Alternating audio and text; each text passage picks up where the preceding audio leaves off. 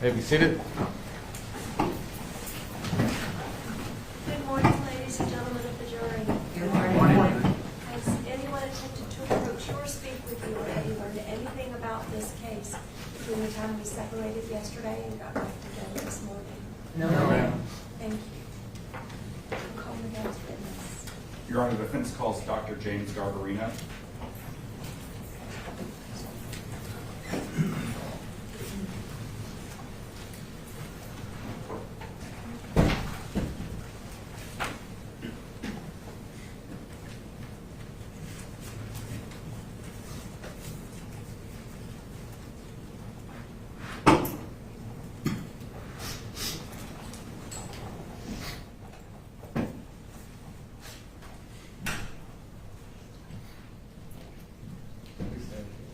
Do you solemnly swear or affirm that the testimony about to give shall be the truth, the whole truth, nothing but the truth, so help you God? I do. Right.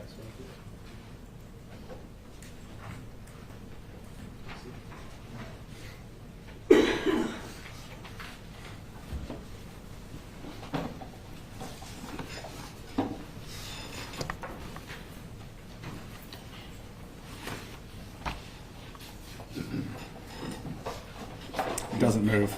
It's I guess it doesn't. yep, bolted to the floor. Okay. Good morning. Good morning. Could you please state your name for the record and spell it? Excuse me. James Garbarino, Garbarino. And Dr. Garbarino, I've introduced you as Dr. Garbarino, so could you please go through your education background for us? I received my bachelor's degree from St. Lawrence University in Canton, New York in 1968, a master's degree from Cornell University in 1970, and my PhD from Cornell in human development in 1973 with a specialization in developmental psychology. Thank you. And what is it that you do for a living? Well, for the past 50 years, I've been a college professor, teaching, doing research, writing books and articles. And as part of that, for the last 30 years, I've done work as a psychological expert witness in murder cases. So you said you've done work. Is that testifying in court? Mostly testifying, but in some cases just being a consultant. Okay. And you said murder cases, so that's kind of the type of case you typically work in? Yes, almost exclusively. Okay. And you're aware what the case you're here today is, the state of Florida versus Zephanic Xavier. You're aware that is, in fact, a murder case? Yes. Okay.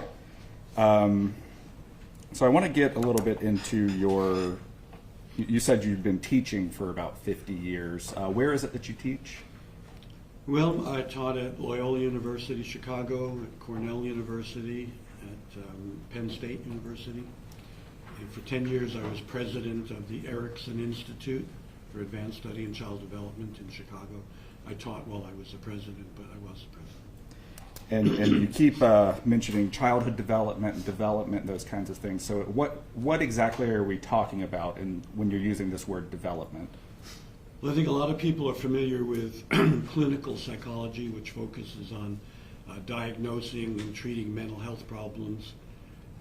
Developmental psychology focuses on how you get from the organism, the physical organism of the baby, to become a person through their social, intellectual, emotional processes that lead to personality and a complete person.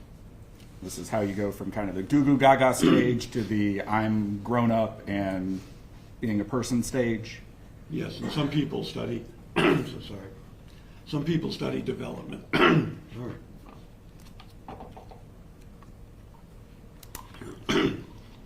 Some people study developmental psychology into old age. But your focus is on that early, the development up through the beginning of adulthood. Yes. And what are we talking about adulthood in psychological terms? Well, I think there's now consensus in developmental research that, for example, you can't presume a fully mature brain until about 25.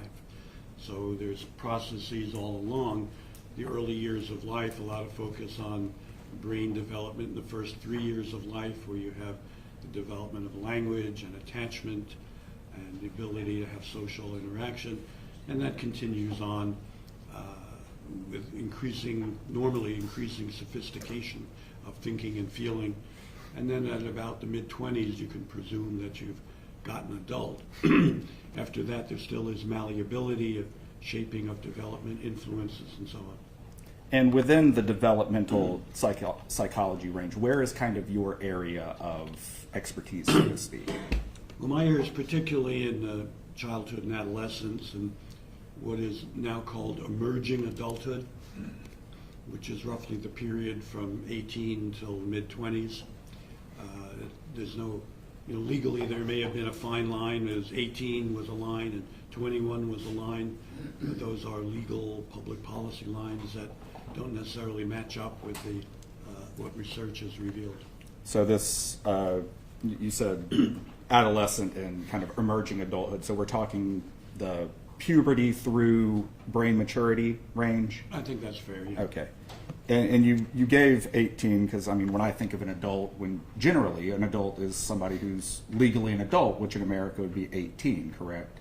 Well, some jurisdictions it's 21 for other things, so there has been change. When I went to college, for example, in New York, the drinking age was 18. 10 years later, they raised it to 21. So there have been changes about people's understanding of what's an appropriate age to indicate maturity. But that concept of legal adulthood is not necessarily psychological adulthood. There's not always any connection between the two, correct? Correct. Okay, so what you're dealing with is not necessarily, I mean, being here, you're dealing with legal adulthood, but your focus is on psychological adulthood and the concept of becoming mature from a psychological standpoint? Yes. Okay.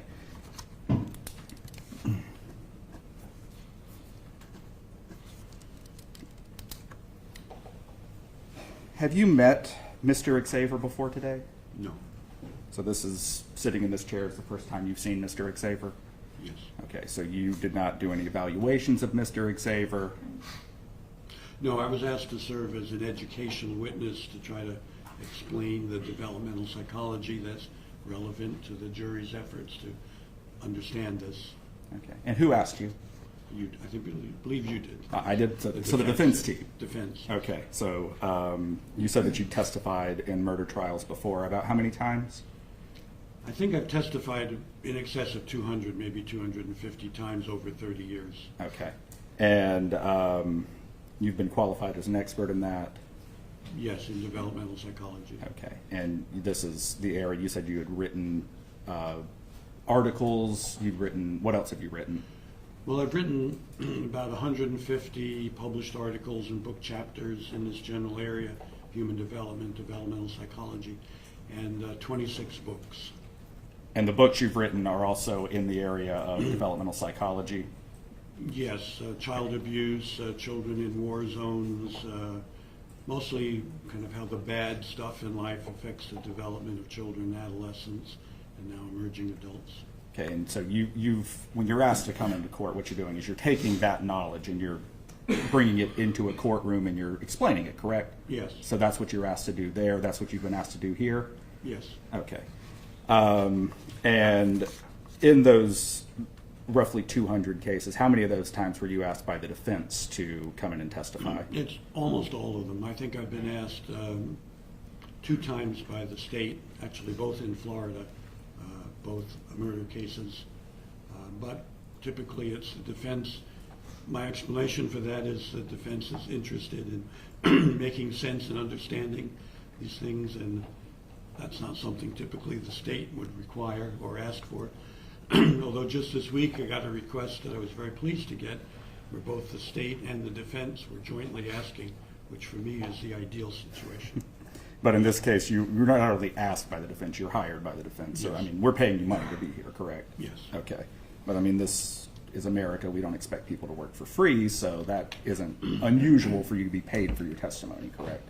No, I have done pro bono or donated time work, particularly when I was based in Illinois. I donated my time for a lot of juvenile resentencing cases in Illinois. Okay.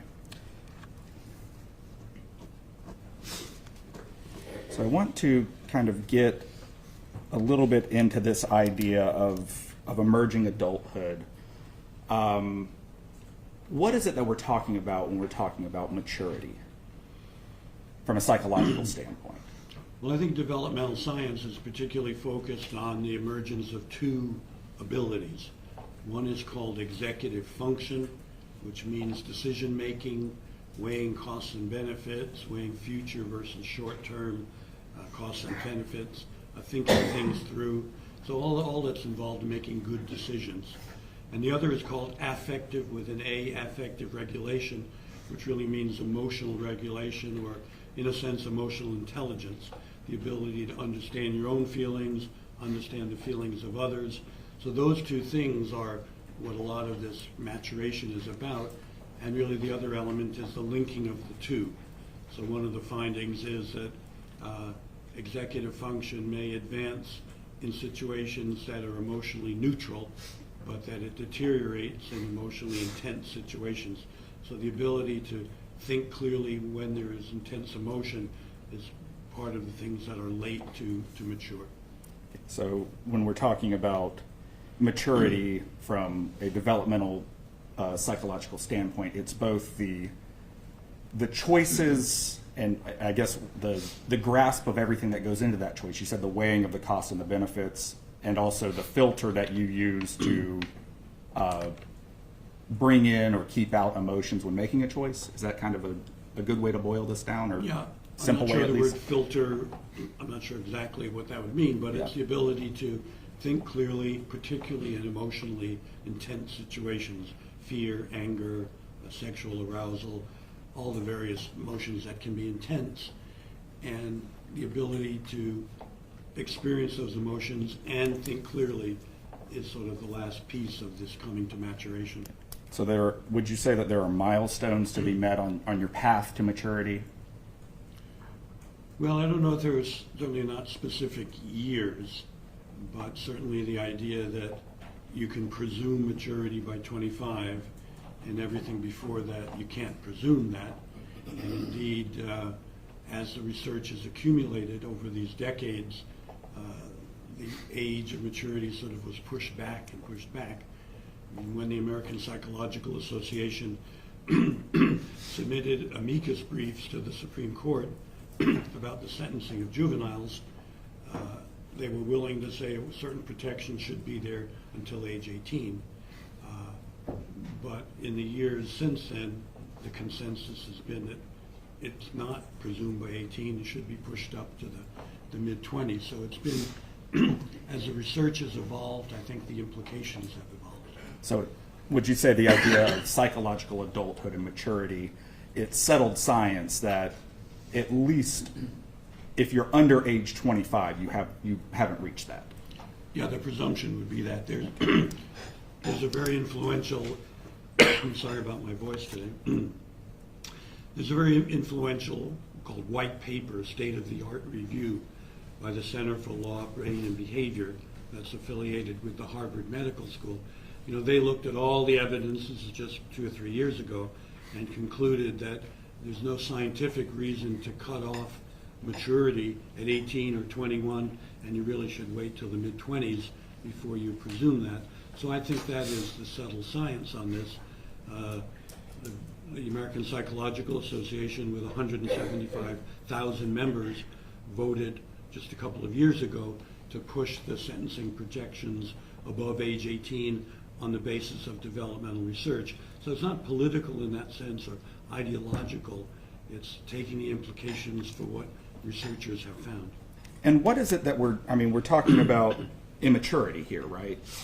Yes. So what does that word mean to you in the context of, you said emerging adulthood? What is it that is immature about that brain? Well, as I said before, that particularly in emotionally arousing situations, fear, anger, lust, for example, that the process of thinking clearly really deteriorates. So, you know, by 18, if you're in a classroom and it's calm and peaceful and you're not traumatized or whatever, you may be capable of figuring certain things out. but that same kid, put him in a stressful situation or an arousing situation or some other thing that disturbs him, the quality of the thinking deteriorates. And while to some degree, even in adulthood, people can have this issue, it's pretty well settled that by 25, unless there's something that's damaged you, that you can presume that you've reached the level that you'll have in your 30s and 40s and 50s. So this idea of psychological arousal, we'd be talking about variables or stressors or something. That's what these are. They certainly could be. This is something that if you're in a clinical situation, assuming a clinical situation itself wouldn't be your stressor, that if you presented a choice to somebody who's fully mature versus somebody who might not be fully mature, they may make that same choice. Yeah, that if you give them a hypothetical example, they'll do much better. But in the real world, the quality of those decisions deteriorates. And that varies to some degree person to person, because the more trauma and adversity you've accumulated to that point, the more it tends to inhibit that process of maturation. So it doesn't seem like you can stimulate it and make you race ahead to the finish line, but you certainly can get diverted along the way because of trauma and adversity. So this trauma you're describing, it sounds like, I mean, if we've got let's just say two young adults who are heading towards adulthood. We'll just say they're driving their cars to adulthood. You're probably presuming that they're moving at the same rate. Typically, that's what the science says, that on average everybody's kind of maturing in that pace. Yeah, that's the normal pathway for development. But when you start adding adversity, then you're starting to slow down the maturity of somebody who's facing that adversity. You could slow them down. You could, with other kinds of negative influences, they begin erratically. They may drive off the road. But certainly one implication, there's part of this is called white matter in the brain, and it's the connections between things. And that is particularly susceptible to being slowed down by adverse and traumatic experience. Okay, and is there anything that you in your experience and your education, are you looking at specific factors when you're talking about adversity? Well, there's a wide range of things, all forms of child abuse and family disruption, but it's really come together in a scale, a questionnaire called the Adverse Childhood Experience Scale, which is 10 questions about different aspects of adversity, which has turned out to be incredibly useful because these relatively simple 10 questions are very powerfully connected to outcomes. So sort of anchor that, we know that smoking causes lung cancer. The courts have accepted that, it's generally accepted. But smoking only accounts for about 15% of the variation in who actually gets lung cancer. These 10 questions account for 50 or 60% of the variation in things like depression, substance abuse, suicide, violent behavior. So that's one reason why the Centers for Disease Control promotes the use of this questionnaire as a way of where people are located in the range of adversity that human beings can encounter. And I want to get into kind of the what that means with the adversity, but I want to give you a pop quiz first. What are the 10? Well, one good thing about them is they don't use the word abuse. They never say, were you abused? It's very behavioral, most of them. Did this happen? Did that happen? But rendering it sort of in our terms, the first question asks about psychological abuse or emotional abuse or verbal abuse. It asks, did people belittle you, put you down, terrorize you, and so on. The second one is really about extreme physical punishment, which we would render as child abuse, physical abuse. The third one is about sexual abuse. And all of these are questions before the age of 18, did you experience these things? The fourth and fifth ones are the only one that ask subjectively, did you feel something? The other questions are very behavioral, objective. So the fourth one asks, did you feel emotionally neglected, which is different from being emotionally abused. The fifth one asks about, did you feel physically neglected? like you didn't have enough to eat, you had to wear dirty clothes, or your parents couldn't protect you or take you to the doctor. The sixth question asks about parental separation and divorce. The seventh question asks about living with somebody who had mental health problems. I'm sorry, the seventh one deals with witnessing domestic violence in the home. The eighth question asks about living with someone who is a substance abuser. The ninth question asks about living with people in your household who had mental health problems or attempted suicide. And the 10th question asks about having a family member who went to prison. And each of these questions has its own sort of body of research about why it's a problem. And when you put them all together, you get this pretty comprehensive look at adversity. It doesn't cover every possible adversity, but it covers enough to be powerfully predictive. I mean, so for example, people who answer yes to six of these questions, 6 out of 10, have a life expectancy 20 years shorter than people who have 0. So the nature of your life, the quality, the duration of your life can be very powerfully affected by this accumulation of adversity. And that's through, I mean, empirical studies. That's not just armchair kind of, well, Right, that, right. This okay. is empirical studies. And I kind of want to get into some of these. You mentioned parental separation as one. So, I mean, could be divorce, could be one parent just moved out, whatever. The other one, I mean, sexual abuse is another. So, I mean, to me, those kind of seem not on the same level necessarily. Like, one feels worse. Would you agree that kind of, that it is worse from a psychological and empirical standpoint? Well, one of the things about this adverse childhood experience scale is that overall, all 10 factors weigh about equally. But there has been some research to show that few of them, like sexual abuse, have a little more weight. But it's really striking that each one of them, and this is the way I usually explain it to guys if I'm interviewing, a yes answer to any of these questions is like as a child you're being handled a big rock and you put it in your backpack and you've got to carry it around. Well, you carry around one rock, it's not too bad, but you carry 6 rocks or more, you stagger under the weight of that. And that's the way of getting at why it's the accumulation of them. And as it turns out, about 2/3 of Americans, about 66%, either have a score of 0 or 1. If they have 1, it's most likely to be, as you suggested, the parental separation and divorce, because that's relatively common. But 0 or 1, it's one rock, it's not debilitating, and the evidence is very clear on that. But you add in separation and divorce and domestic violence and being physically abused and a parent who's depressed and a substance abusing parent, now you stagger under the weight, and so you see depression, suicide, violent behavior, substance abuse, as well as heart disease and all other kinds of problems later in life. So this not only is having a high score on this test, it probably means the person may not be making the best choices later in their life, but they're also facing some physiological harm. Like you said, cancer was higher, heart disease was higher. Yes.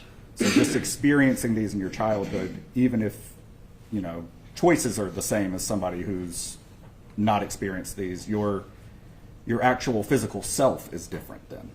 Yes, you can get therapeutic intervention to help this. And the way I explain that often is you have to take that backpack off and take out the rocks one by one and deal with them. And then you can walk upright because you're not weighed down by the adversity. But if you don't have some therapeutic processing of these things, they stay with you and they can have lifelong effects. So what is it that these adverse experiences, what is it doing to slow down? I mean, what is it slowing down? I use that metaphor. It may not have been great, but you know, if you've got the two people traveling till adulthood and one starts slowing down, what actually is happening to that person who is slowing down? Well, in the first 3 years of life, to use your car metaphor, it's as if you're taking away cylinders from the engine, or you're breaking the ignition.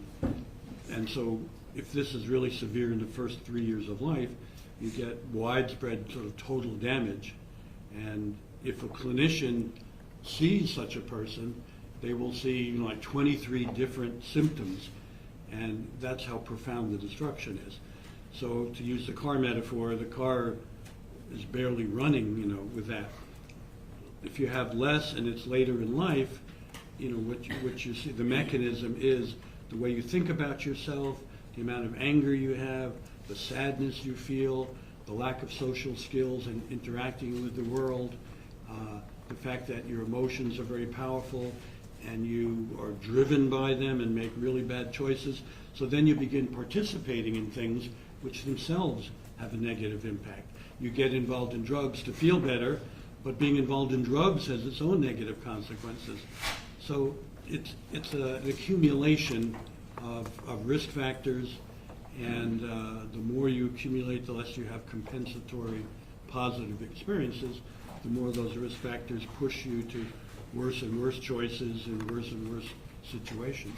So while having a lot of, let's say you have 7, 8, 9, 10, and it's really early, then that is certainly catastrophic, as you described. But would you agree that even if you accumulate the 5, 6, 7 later in life, but you're still a child here? This is not later in life like you're 40. This is later in life like you're between the age of 10 and 18. It's still bad to have them? Oh, yes. Okay. So I've been interviewing murderers for 30 years, and their average score is 7. Now, when you look at the population as a whole, only 1 out of 100 people get a score of 7, and this is their average score. So it's not like the murderers are taken at random from the population. They tend to come from this population of individuals who experienced a lot of adversity in childhood and adolescence, and that's important to understanding how they walked down this path that led them to kill people.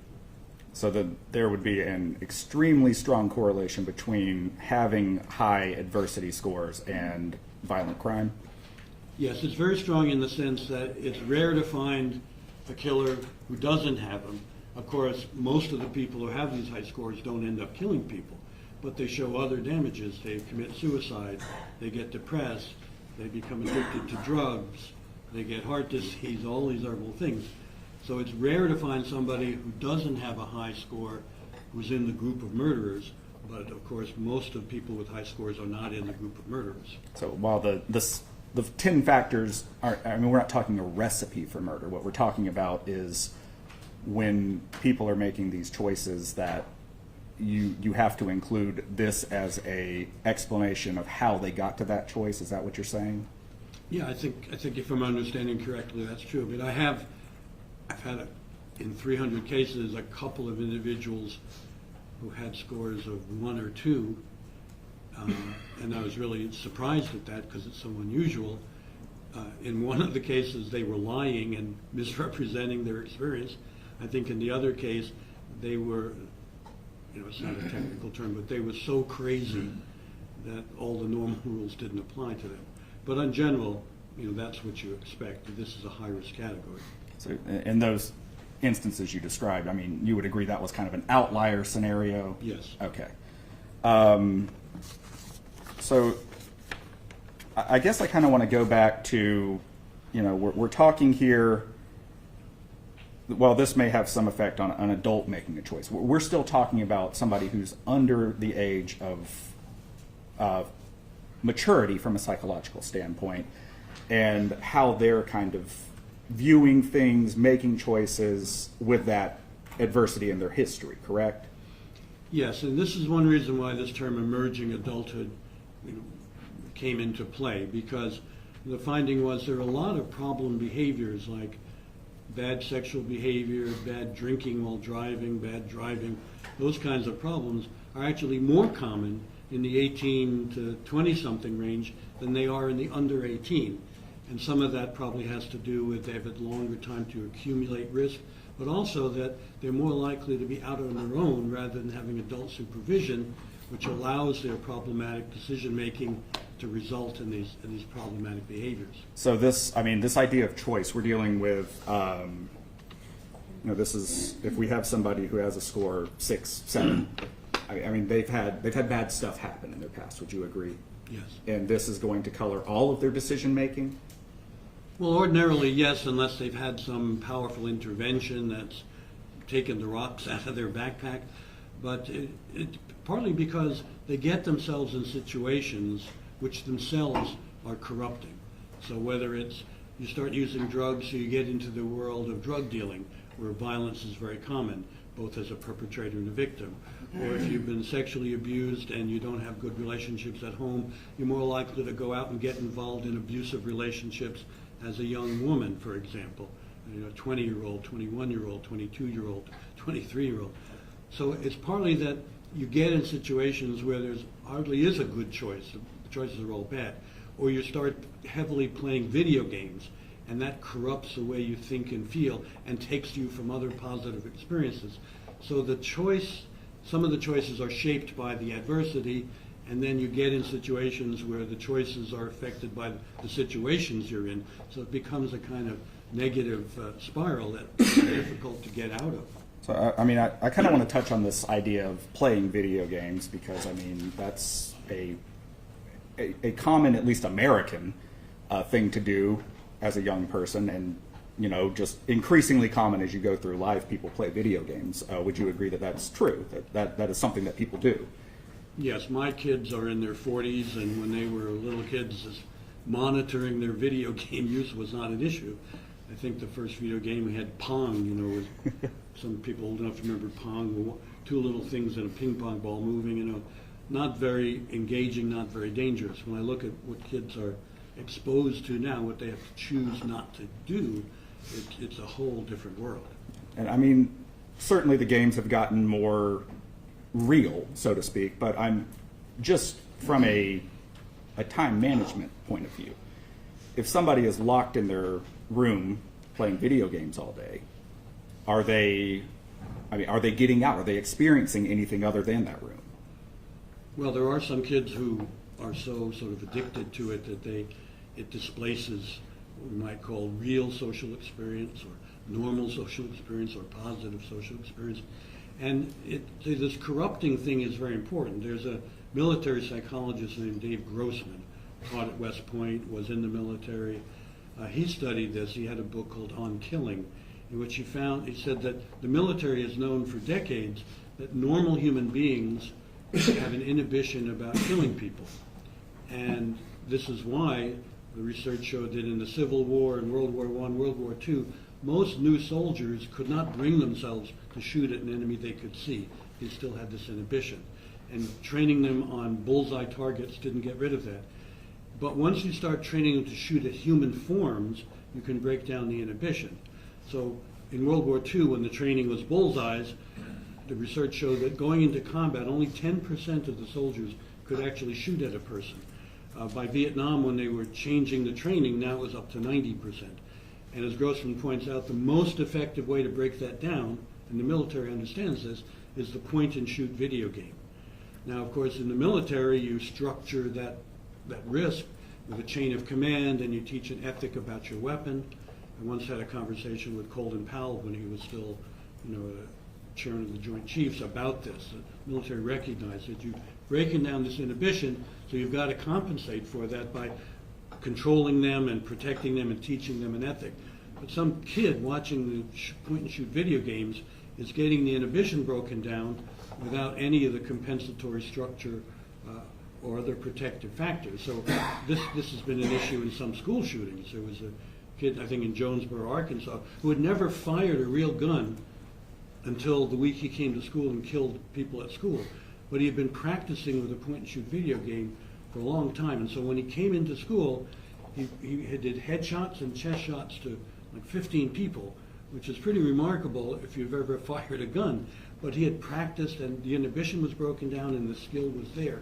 So it's intrinsically a dangerous thing. Most kids, obviously, are not going to go out and commit mass murder, but it is a risk factor for it. And is that something that, from your expertise as a, in developmental psychology, is there research, is there studies on that, or is that just kind of a personal feeling that you have? No, that's, I think, Dave Grossman summarizes the research on that. The Surgeon General just recently, issued a report about phones in kids and the internet in general and social media in kids, and that's another part of it beyond even the video games. Is that when I was in high school, there was a kid in our school in the mid-1960s who was really weird. He had this whole fantasy about invading Cuba or something, but he was isolated. Now he could go online and find tremendous support for whatever weird idea he had. And since it's been established that one thing that teenagers do is they look for social validation from their peer group, even if they're not really with them, online they can have social validation. And I don't know how much we as adults are in that world, but it's a very dark world that a teenager can be in with respect to encouraging their fantasies, their negative fantasies, their violent fantasies. And again, I feel lucky my kids are all grown, but I can see that this is a big challenge for any responsible parent. Okay. I want to kind of get back to the idea of parenting there, because we're kind of, when you get to that list of 10, psychological abuse, the physical abuse, the witnessing domestic violence, the emotional neglect, the physical neglect, these are things that are happening inside of the home, correct? Yeah, one thing about the Adverse Childhood Experience Scale, it's all basically stuff in the household, in the home. Sometimes the home includes more than just family members, but it's basically family. So what we're talking about is not, while there may be some stuff that's happening out in the world to any individual, maybe bullying at school, bullying, that certainly would color somebody's kind of perception of what's going on. But these adverse childhood experiences, this is caretaker, this is sibling, this is that kind of relationship, correct? Yeah, the only exception I think is question 3, because it says, were you sexually abused by anyone 5 years older than you or older? So that is the one question that really could allow an outside the household person to be the cause. So what we're really doing here is stripping kind of the nurturing and supportive relationship of the home with these questions? Yes, I think that's a fair characterization. So what we're looking at when you're saying that the majority of the murderers have these high adversity scores, what you're saying is that they had bad childhoods. They had bad home lives. Yes. Okay. And so this idea that somebody's making a choice. You went to the video game. Somebody's making a choice to play video games. Well, they could stop that choice. That's true, correct? Yes. But in their mind, in their perspective, they're probably playing that video game in their home, or we're talking about the idea of isolation, right? This is getting away from a perceived bad relationship, which would be the home, and throwing yourself into something else. Yeah, I think in that case, it's possible to get addicted to video games because not through a reaction to a bad home and childhood, but just because your peers are doing it, you want to seem like you're one of the guys. But once you get in that world, it may have an addictive, and they're set up to have an addictive quality, just as the social media are by the companies. They're designed to capture the kid's attention, and you get this rush from likes on your social media page, and so you may choose to get into that world, innocently, or you may choose it as an alternative. It's a bit like things like girls who cut themselves. They choose to cut themselves, but in almost every case I'm aware of, they're doing that because their reality is so painful, and the cutting themselves gives them a feeling of existing, and it almost becomes pleasurable. So they're making the choice, but it's not a free choice. We have this idea, it's central to certainly research, it's called informed consent. To have informed consent, you have to meet 2 criteria. One is that you fully understand the implications of what you're doing, and the second one is you're completely freely making the choice to do it. So this is, for example, why prisoners can't give informed consent for medical procedures if the warden wants them to do it. This is why children can't give informed consent for sex with adults, because they're not really free because it's an adult doing it, and they can't really appreciate the consequences. And there's a case to be made that some of the violent video games have that same issue, that a kid can't really appreciate the significance of what they're doing, and if everybody else is doing it, there's peer pressure to do it, so the choice is not really being made freely, and if they're doing it to escape the reality of their home life, it's still less a free choice. So there's choice being made, but I think it needs to be understood in the real context in which it's taking place. Would you agree that, or is it your opinion that a person who is not a fully mature adult, so that's somebody under the age of 25, is not fully grasping the consequences of their actions? I would say in general, yes, because these issues about executive function speak to long-term thinking. I mean, the other component in this is it's been found that if you have a lot of trauma in your life, you tend to give up on the future. It's called terminal thinking, where you don't see yourself in the future, and that doesn't become a motivator. So you're sort of rooted in the present. And some researchers have found that kids who experience particularly chronic trauma get this condition. To give you an example, a colleague of mine told me once that on Monday morning she was on her way to work as a therapist, and she got a call from a friend of hers who said, you know, I just found out I have a fast-acting cancer. I'm going to be dead in 6 months, so I'm going to the bank and withdrawing my life savings. I'm going to buy a sports car and a mink coat, because she said, what am I saving for? Then she got to work, and one of her clients came in, a teenager with a highly traumatic life, and he was driving a sports car and wearing a mink coat. And she said she got it that he had the same terminal thinking. So that's a possible influence on long-term decision-making as well, that you don't even see yourself in the future. And that's kind of because these, the mature holds on being able to handle emotions, being able to handle the ability to see the rough patch as a patch and not as kind of, this is the cliff, this is the end. Is that kind of what we're talking about? Yeah, I think that's probably fair.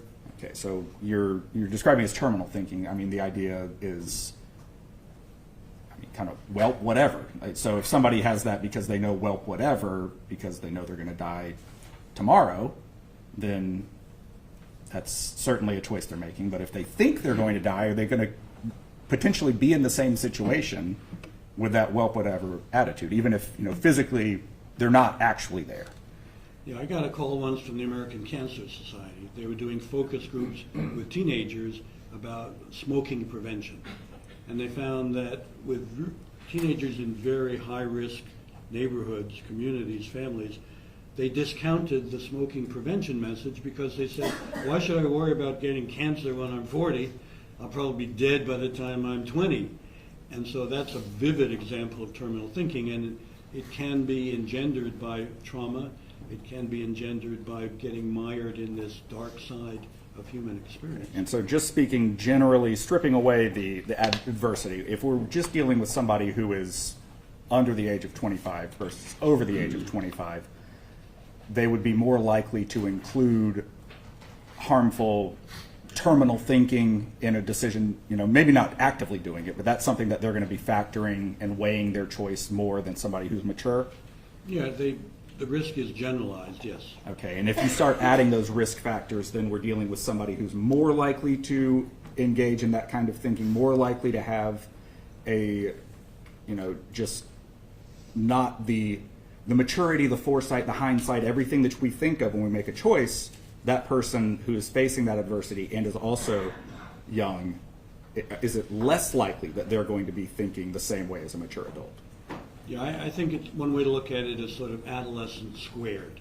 You have the normal risk factors of adolescence, but then the adversity produces another whole set of risk factors, so they interact to make things worse. So the worst choices are made by the teenagers or the young people who are also facing these adversity issues. But even the, quote, normal teenagers sometimes make bad choices. When I would teach, I taught at Cornell University in Ithaca, which is it has these gorges on either side of campus, and so there are bridges that go across them.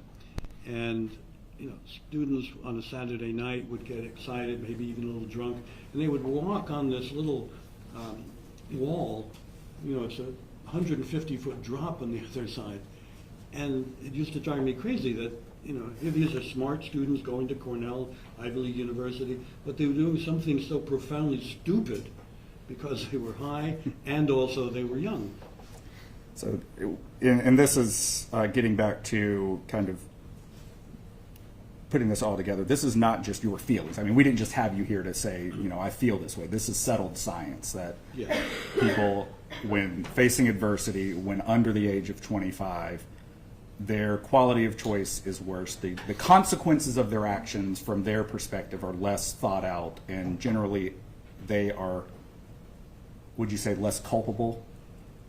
Well, I think the implication is, and that's why this white paper concludes, that's why the American Psychological Association concludes there should be an absolute prohibition for the death penalty until at least age 21, because they should be less culpable. One of the original articles in this field was called Less Guilty by Reason of Adolescence.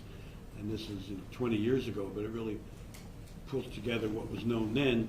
And since then, it's only gotten more settled. And so if 21 is that settled number, that is for everyone. That is for the people who are driving that mature car and it's still working exactly as you want it to, right? Yeah, yes, I think that's one way of looking at it. So those who have adversity, who've slowed down, that's, if we're including everybody in that 21 line, would you say that the people who are facing adversity in their childhood are less mature even than their 21-year-old peers? Yes, so that's the default option, the general thing. And then if you have the adversity and trauma, it extends that period of immaturity still further. Thank you. I don't have any other questions.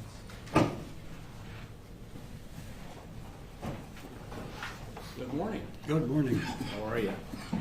Good to Well, see you. my voice has cleared up a bit, so I'm feeling better. You'll start yelling at me, you'll clear your voice out. It's nice to see you again, Doctor. Yes, Um, both on the phone, I think. At least 21 was one of the last things that you left off with the defense. So, I mean, that's not the law, but if we talk about what the experts are saying out there, academia, Mr. Xavier at the time of this shooting was only a couple months shy of his 22nd birthday. So he wasn't 14, he wasn't 13, he wasn't a young age, he was over 21. Do you believe people know right from wrong, generally? Well, most people do, but it's sort of not the right question in a lot of cases. Well, I understand, but I mean, most people know right from wrong. Unless I'm not talking about criminal behavior, I'm talking about just most people. Unless I'm missing something, I'm willing to say, yeah, it doesn't mean they can choose right from wrong, or in some cases they may be driven to do things which they know are wrong, but so Yeah, sort I of wouldn't- negotiating on the question. I wasn't getting that complicated. Okay. It's a general thing, Most folks know right. Little kids, they know they can talk up at certain times. They know they're not supposed to steal stuff, and we grow up, right? Every year we grow up and we learn a little more. With what you've talked to about the jury, the ACEs, the adverse childhood experiences, isn't it true that while those are indicators and those are a tool that you can use, there's not actually any specific causal relationship between a particular person's action and what experiences they may have? It's a generality. It's a group of statistics that has been put together. Is that a fair statement? Well, that's why I mentioned the smoking link, that I think society makes a decision about how strong the connection needs to be before it takes it into account. And smoking only accounting for 15% of the variation in lung cancer, that's enough for people to say, we ought to discourage smoking, we ought to make that a real social policy, even laws and so on. And here's something that's 3 times more powerful. It's very, very rare, almost unheard of, that you find a one-to-one correspondence. You do this and you get that, because things always take place in context. And so you can get to almost 1-to-1, 100% if you specify enough about the context. What I'm asking you is about an absolute causal relationship between someone who scores a particular number on the ACEs test and that they will commit a crime.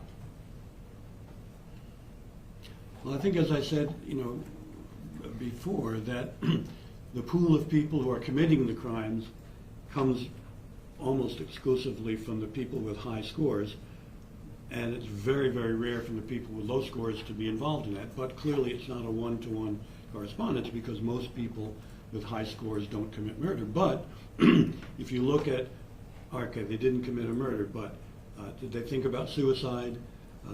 Have they had problems with substance abuse? Are they depressed? That if you cast the net wide enough, you're likely to find, yeah, there's a one-to-one correspondence between high ACE scores and some major problem. What kind of problem it is depends on gender, prior experience, situation. Now, you asked about right and wrong before. Presumably, everybody knows it's wrong to kill, but we have exceptions where you have the death penalty. We have exceptions, if you're in the military. So these absolute principles of right and wrong are always conditioned by the situation you're in. Okay. So my question was, can you take this ACEs test and say, this guy scored a 6 or a 7 or a 4 and say, we have a murderer? Can you make that direct causal relationship between a score on ACEs test and whether someone's going to kill 5 people? Well, you can, it's much stronger than saying, here's somebody who smoked all their life and they have lung cancer. This is 3 times more connected, but obviously you can't make a one-to-one thing absolute, say that everybody with that score kills people, whether it's 5 people or 1 person. I mean, if that were the case, we would have like 20 million murders a year as opposed to, just a few. Exactly. Exactly. So it might be some evidence or some information post-murder about what that person's childhood was like, and then you come up with some scores and say, well, look at what this person grew up with. Seems like that makes sense, rather than I've got this test, I can predict a murderer, right? In that very narrow sense, I would agree with you. Okay. So, isn't it true that most, and I know that the ACEs has been administered to a lot of people in a lot of circumstances, but for purposes of our discussion, isn't it true that most of the people that you deal with, or that people hire you in the criminal justice system for, have committed some sort of a crime, and they are given psychological tests, they're given the ACEs tests, they're given intelligence tests, things of that nature. Isn't that true? Yes. Okay. So most folks don't take the ACEs test when they're 18 or 19 just as a baseline. Well, there I think I disagree. I think it's offered in all kinds of health clinics as part of health screening. It's offered, say, all the students in my classes in university would take it because I would administer it. These numbers, what the distribution of scores is, are based on tens of thousands of people, overwhelmingly not people in the criminal justice system. That's a relatively recent application. A relatively recent application, and the point of what I'm trying to get at is those folks are not facing any criminal charges where, they're looking to try to minimize how long they go to prison or whether they get the death penalty or whatever, right? Those folks don't have that concern. They're in your class at Cornell. Is that a fair statement? Unless somebody has a criminal charge while they're in your class at Cornell, but generally speaking. Yeah, I would tell my students, because they would all basically get 0 or 1, and I would say to them, if you got a score of 5 or more, I want you to come see me in my office. Okay. Because we got something to talk about. Well, let's talk about the ACEs for a second. You said that they were an objective test. I think you used the word objective. Well, I said that of the 10 questions, 2 of them are inherently subjective because they ask, did you feel? The other ones ask, did this happen? And in that sense, they're objective. All right. But there's no collateral evidence necessary. If you pick something, you don't have to then show, well, here's the police report, or here's the bruise, right? It's somebody answering yes or no, correct? Yeah, when it's done in the criminal forensic area, often an effort is made to provide collateral validation. And you know, one reason why I think we're so confident in it is that when that is done, it generally supports what the individual has reported. That you go back and there are child protection records, there are relatives who can attest to things, there are siblings who can attest to things, and some of them are, you know, like, does somebody in your household have a prison record? So it's not always done because of resources and logistics, but when it has been done, my understanding is it generally validates what people report. My question was, does answering the ACEs require collateral evidence? No. We're making progress. Okay. I think maybe I have some developmental brain problems because I feel like we're not communicating. So let's talk about the ACE as, I guess, the objective questions. Number one, did a parent or other adult in the household often or very often, A, swear at you, insult you, put you down, or humiliate you, or B, act in a way that made you afraid that you might be physically hurt? Now, we can ask that question to somebody in your Cornell class. We can ask that question to me. And we can ask that question to somebody who's looking at the death penalty, right? Yes. Or you can ask it of somebody who's really mad at their folks for some reason, whatever that might be.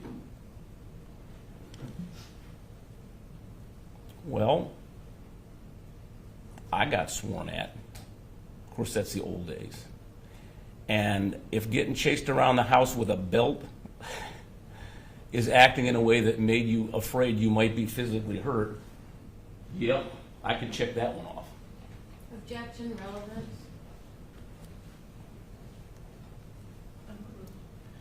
Number two, did a parent or adult in the household often or very often, A, push, grab, slap, or throw something at you, or B, ever hit you so hard that you had marks or were injured? Now, we could ask that question of the person in your graduate class at Cornell. We could ask that question of me or anybody. Or we can ask that question to somebody who's looking at the death penalty, right? This is, by the way, one reason why when I administer it, I always ask them for every yes answer. When I administer it, every yes answer to give examples and details.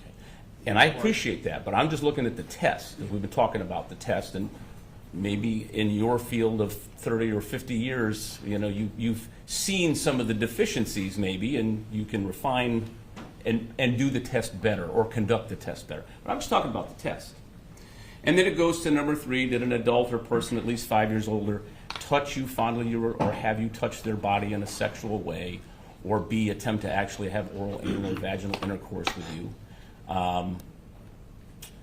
Number four, did you often or very often feel that A, no one in your family loved you or thought you were important or special, or B, your family didn't look out for each other, feel close to each other, or support each other? I suppose that depends on maybe that person's particular day. They might be unhappy about something. But I guess my question, if you go down this list of questions, isn't it fair to say that they're pretty subjective? I could lie about them, and who's going to know, right? So it's not like testing data where you have to fill out things and there's a statistical chart to give you numbers and you scored a 70th percentile and, you know, this kind of stuff. That's what I'm talking about, objective versus subjective. So this is someone's answers. Well, right? The items, as I said, 8 of them are objective in the sense they ask about specific behaviors. Now, in measuring the validity of a test, one of the measures is what's called criterion validity. And that means that the scores on the test predict outcomes that are unambiguous that you know about. So, for example, in this case, the fact that these scores so powerfully predict depression, suicide, substance abuse, and even violent behavior, that's a form of criterion validity that is very, very important, because a test can be very reliable, which means you get the same results all the time, but it doesn't necessarily mean it's valid. Valid means that it actually measures what you think it's measuring, and the fact that we know that these outcome measures from other kinds of research are related to trauma, adversity, all the rest of that in childhood, speaks to the validity of this 10-question item, which was developed originally by a physician in California. And he actually ran an obesity clinic. And it started, I had lunch with him once, he told me it started with one case. A woman came in wearing 350 pounds. I don't want to interrupt you, doctor. I'm asking you certain questions, and I know you're an advocate, and I understand that you want to present things to the jury. This test is not an objective test. It's not 1 + 1 is 2. It's, do I feel, or did this happen to you? I mean, that's what the questions are, right? Yes. Okay. So if there's somebody who's looking at 30, 40, 50 years in prison, and they look at those questions, and they understand why it's being given, check them all, right? I mean, that's possible. Possible, but they don't check them all. And there's one study I'm aware of actually conducted in Germany where they used this with prisoners, and they were able to externally validate whether their answers were true or not, and they found very little slippage from what they said with what the external sources could validate. So I understand it's a risk. I think that, very often young offenders respond to, they have a pre-sentence investigation, PSI. And one of the findings there is that they often underrepresent the things on the adverse childhood experience scale because they're embarrassed to admit them, because they don't really realize what's going on, because they're told to keep stuff within the family. They think, admitting bad stuff about their family will make it worse. So the PSI turns out often to be very unreliable and invalid as a measure of this, and whereas the ACE, the Adverse Childhood Experience Scale, has proved itself to be a very powerfully valid instrument for assessing adversity. And clearly it's not 100 and 0, but then almost nothing is. There's no collateral source required. Required, no. And that's my point. Anybody can check yes. I understand you want to give folks the benefit of the doubt. They're young, whatever, they've had bad childhood experiences. But let's face it, people that break the law, people that steal, people that are dishonest, that take this test are not necessarily always going to be truthful. And therefore, it's not objective. It's subjective, right? Well, maybe I'm misunderstanding what subjective means, because I said the two questions that asked, did you feel a certain way? Those in my mind are clearly subjective. Now, the objective 8 questions, did this happen, are open to external validation. And often there is a mitigation specialist, social worker, who works on the validation part of it. Since I'm not directly evaluating this individual, I can't comment on that. You probably need to ask them that. But in general, at least in my experience, I think in the experience of the field, while that's possible, what you're saying, it's not a big problem. Well, you say it's not a big problem, but you don't ever interact with the people. You read studies. Is that correct? No, So I usually interact with the people. This is I'm talking about the people, like, you're telling me you don't have clients. You're an academic. You're not a clinician, correct? Yes, but So- in more than 250 murder cases, I have sat down with the killer and interviewed them, as well as getting them to respond to this. So, as I said at the outset, here I was asked to be an educational witness, Right. not to do an individual assessment of him. And those murderers are looking at significant time, if not the death penalty, when you consult with them. Is that correct? In some cases, sometimes they're looking at resentencing. They've had a life sentence, they were juvenile. And Well, you're splitting hairs with me. They're not going to get a fine, and they're not going to go on probation. These are They're- big matters. Thank you. Again, I'm just trying to communicate with you. Okay, I'm not trying to fight with you. matters. Just trying to communicate with you. How do you define executive function?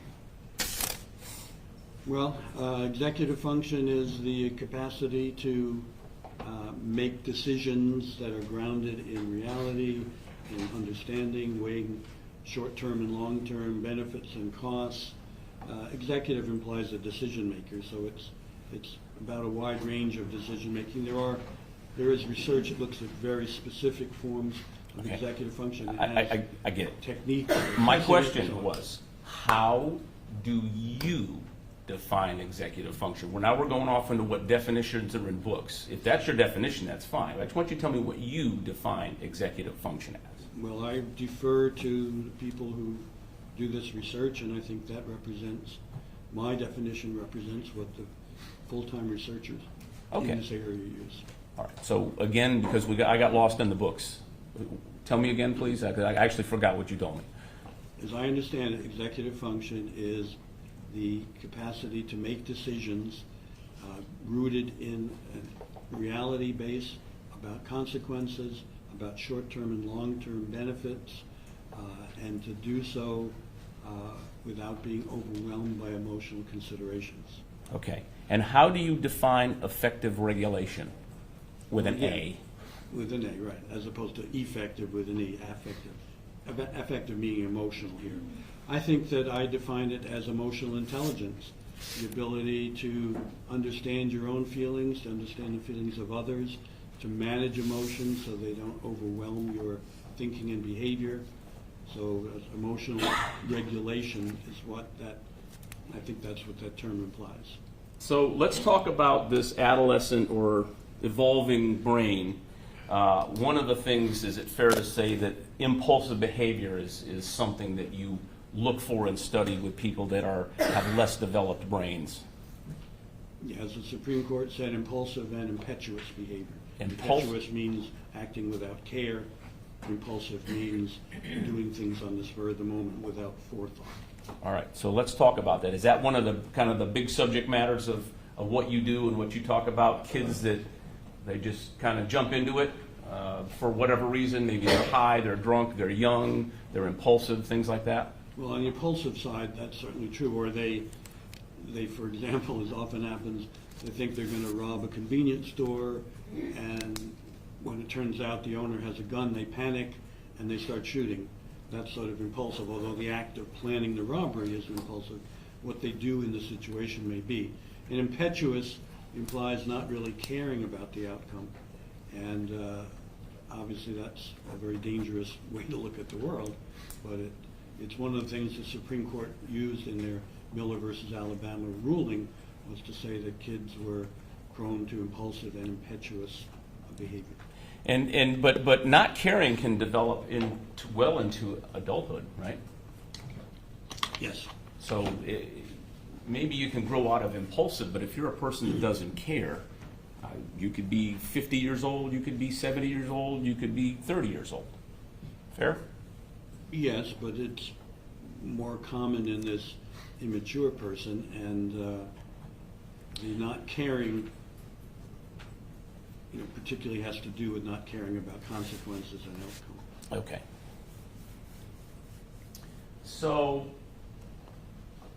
I want to talk about impulsive for a minute. Family's coming over for Thanksgiving, but there's a bunch of them. So I got to get like a 25-pound turkey. I go to the store and they don't have them. They just have the little small ones. So I've got to go back a few days later. It's about 2 weeks to Thanksgiving. And I do get a big turkey, and I bring it home, I put it in the refrigerator, let it thaw out for a few days. And as it gets a little closer, I say, well, I forgot the cranberry sauce. So I go back to the store and I get a couple cans of cranberry sauce and I bring those home. And then the night before Thanksgiving, I call some of the folks on the phone and say, you guys still all coming, right? Because there's a big turkey in the oven and I got my cranberry sauce. And they say, yeah, I'm still coming. And then the next morning, I call some other ones and I say, you guys on your way? Because I'm putting the turkey in the oven now, right? I can't eat a 25-pound turkey by myself. Yep, we're on our way. And then, whatever time lunch is in your family, take out the big turkey, 1 o'clock, 2 o'clock, whatever it is, everybody's there, and we have Thanksgiving. Was that an impulsive Thanksgiving preparation? It doesn't sound like it. Impulsive would be more like if you find out they're oncoming and so you throw the turkey out the window, or you burn up the turkey just in anger or frustration. That's, I think, more like what this is about. Because there the impulsive part follows the planful part. And that's very common with these crimes. Thank you. Would you add? No further questions, Your Honor. This witness is excused. Yes, Your Honor. You're excused, sir, for you about your business. Thank you.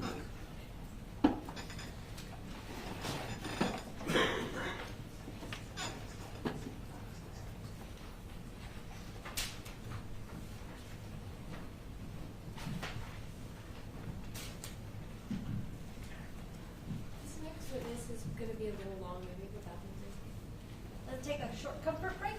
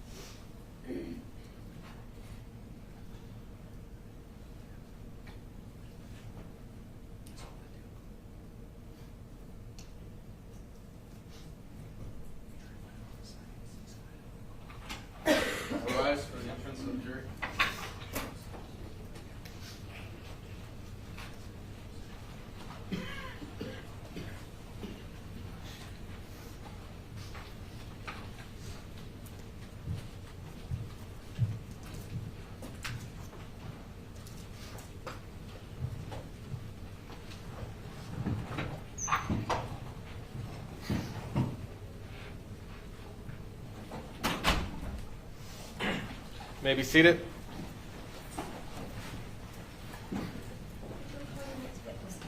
Dr. Mark Rubino.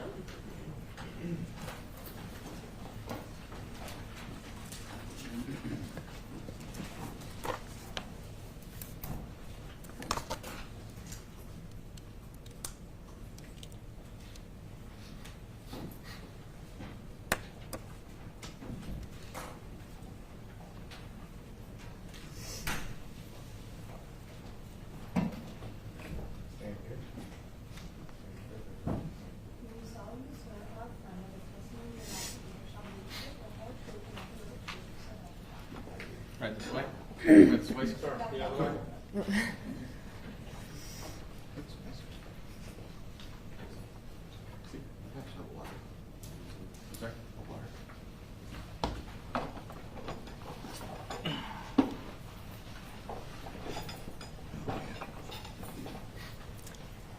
Can you please introduce yourself to the jury and spell your name for the court reporter?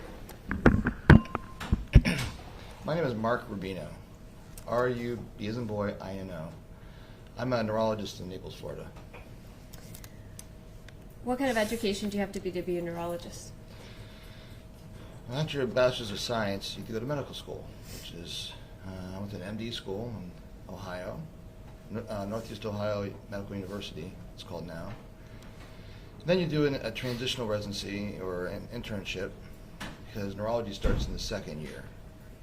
So I did my first year in Akron and did my 3 years of neurology at USF in Tampa. And do you have a practice? I do. Thank you. How long have you had a practice? 20 years. I started working at Neuroscience Spine Associates when I first started. I was there for about 5 years, and I opened my own practice in 2005. Is part of your practice diagnosing brain tumors? It is. It's basically, my practice is evaluating what's wrong with somebody. Then someone doesn't come in and say, I have a brain tumor, although somebody did that yesterday. She had a meningioma and needed a full MRI. But yes, sometimes I find them incidentally, sometimes I find them as a cause of whatever they have. If someone just has a seizure and they're younger, odds are they're going to have a tumor or some stroke or something that caused that seizure. And have you ever testified as an expert witness in any court cases? I have. How many times? This would be around 77 times. And what was the subject matter of those testimonies? All of them have to do with neurology. Some have to do with head injuries. Most of them have to do with head injuries, concussions, and behavior as a result of those concussions. Some of the non-criminal ones are back pain, pinched nerves, that kind of thing, but everything that's criminal has been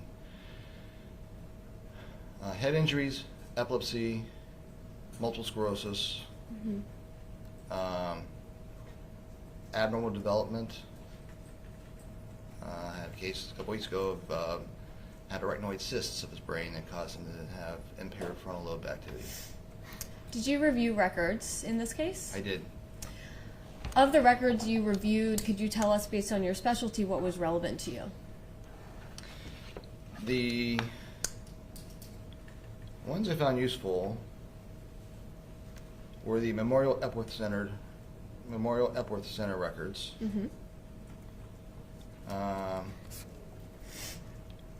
The Michiana behavioral weren't as useful because they didn't have as much neurology type references in them. And then Dr. Stilson's records. There's a record in there by a neurologist. I like other neurologists because they're in the same field and we can speak the same language. And that was Dr. Strasberg, who saw him on February 25th, 2013. Okay. And has Zephin's brain been scanned before? Yes. How many times has his brain been scanned? MRIs appear to be about 4 times and 1 PET scan. And do we have a scan back in 2013? We do. Okay. What is an MRI? We'll talk about PETs a little later. What is an MRI? An MRI is a imaging technology. It's a computerized imaging system that uses radio waves in a magnetic field, and it kind of bounces waves off of water to see where everything's in space and how it's moving. From that, it kind of determines an image. So it's really good at looking at soft tissue. This is counter to CAT scan. CAT scan uses X-rays, and it bounces X-rays and usually bounces off a bone and hard things. That's how you get imaging. So for soft tissue, an MRI is far better than a CT scan. And tumors, generally speaking, what do tumors do to surrounding brain tissue? Well, they can cause swelling. It depends on the type of tumor. There's over 1,000 different kinds of tumors. Sure. But mostly gliomas, if you're talking about gliomas, they tend to have, because they're based on, they're part of the glia, the supporting cells of neurons. And neurons, the brain is not just a bunch of dots, it's intertangled fibers and go in every direction. That's how we all make these synapses and connections. That's how the brain works. So a tumor in that area kind of does the same thing. So it's hard to cut them out and be sure that you got everything. Do tumors have grades? Yes.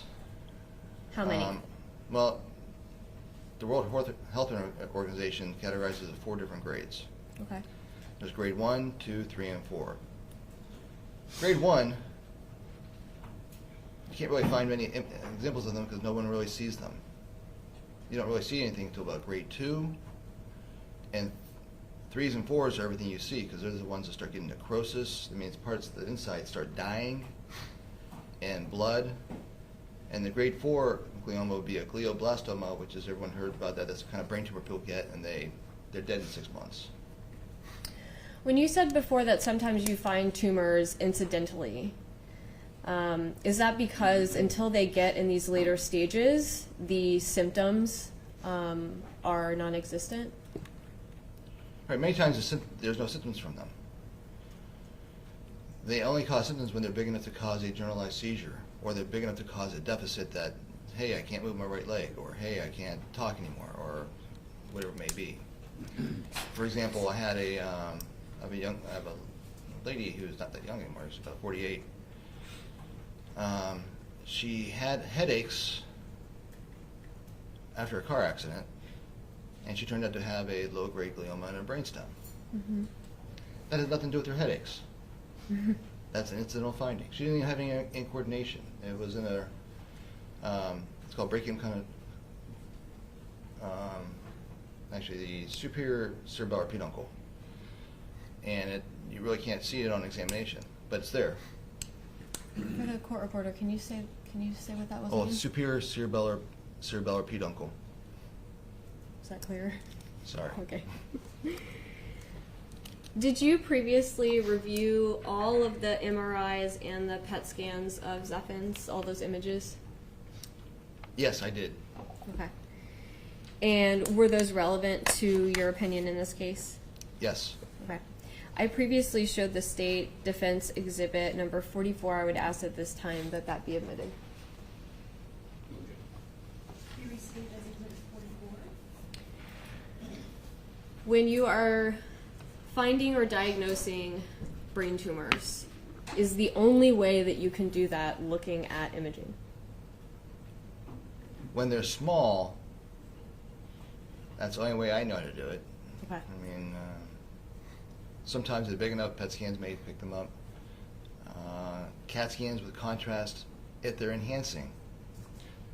Low-grade gliomas do not enhance, so you can't find them on a CAT scan. So an MRI is the accepted, reliable way in your field to diagnose a low-grade tumor. Yes. Let's talk about Zephin's brain and look at some images. Okay.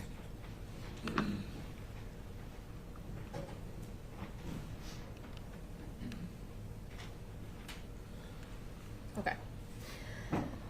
When is this picture from? This is from June 1st, 2023. On the lower right-hand corner, you can see the date. Okay. And something about MRIs. Can you tell us that is this a mirror image? So we're actually, when we're looking at the left side of the image, that's actually the right side of his brain? Yes. Everything's kind of flipped in radiology. I'm a neurologist, so I can put them down a little bit. No. They're basing this on X-rays. Back in the X-rays, because it was a shot through to film, everything was a mirror image. But they kept that nomenclature all through MRI. I don't know why they haven't make right, and right, left, and it's crazy. But it is what it is. But right is on the right is on the left, and left is on the right. Okay. Where is what you opine is a tumor? Can you describe the location for us? On the side that says left, right around 3 o'clock, about halfway between the center and the outside, there's a white ovoid thing. Right there? Yes. Okay. We'll talk a little bit about what this part of the brain does later, but what part of the brain is that tumor in? It's in the supramarginal gyrus on the left side. This part of the brain is in the auditory association cortex. Okay. Is this a second image from the same June 2023 scan? This is, but it's harder to see because this is a T2. The other one's a flare. On flare, spinal fluid is suppressed. It's the white stuff, most of the white stuff. On flare, you can see it because it's white, but you can't see spinal fluid anymore. Here, you can see spinal fluid. It's hard to see, but once I point it out, you'll see it. When you say flare, does that mean like a top-down image? No, flare is the type of MRI sequence. Okay. This is a coronal image. The other image was an axial image. Okay. This is a coronal T2, and this has a lesion basically in the same spot. And I wonder if anyone else can see it. Is that There it? it is, yep. Okay. And this image, is this a third image from the same June 2023 scan? This is the same image, and it's hard to see because it's also T2, and you have all the little white dots that go from the between the gyruses. So this tumor is easier to see when you cannot also see spinal fluid. It is, Okay. but no one did a flare sagittal, so it's hard to see. Okay. Is it right there? That's it. Okay. How do you know that when we're looking at different types of images, even though we're looking at the same scan, that tumor is the same as the one that you think is in this other image? Well, here I did reference lines. So this is on my software, where I basically take two images, and that line tells us where you are on the other image. So it's a reference line. So here I'm going through the tumor on the one you can see, the flare axial, and we're going to compare it to the T2 coronal. And we're going to the next image. Okay. And there it is. Goes right through it. And this one? Same deal. Reference line. And there it is. Okay. But that one we have a bigger image. I'll be able to show it then. Yes. Yeah, okay. So you Hard are to see. positive that this tumor is not just a blip on a single picture, that this is in multiple pictures of these scans? This is a real entity. It's not a blip. It's not an artifact. It is real. Okay.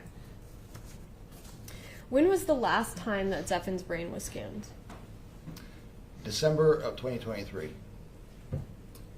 All right, it's a little smaller because we have two different pictures on the same slide, but is this the tumor? It's still the picture. And when you do an MRI, you don't just get like a three-dimensional picture, you get slices of the brain. And these slices are, in 2013, they were 1 centimeter. Now on these, they're 5 millimeters. This thing's small. So you can't catch the whole thing in one slice. You may only see it in one slice, nothing else, because it's that small. Okay. Is it right there? Yes, that's it. Okay, so it's still there. It's still there, yes. Okay. Remind us why we have a brain scan from 2013. We have a brain scan was done in 2013 because about a year before that, Zephyr was involved in a concussion in football.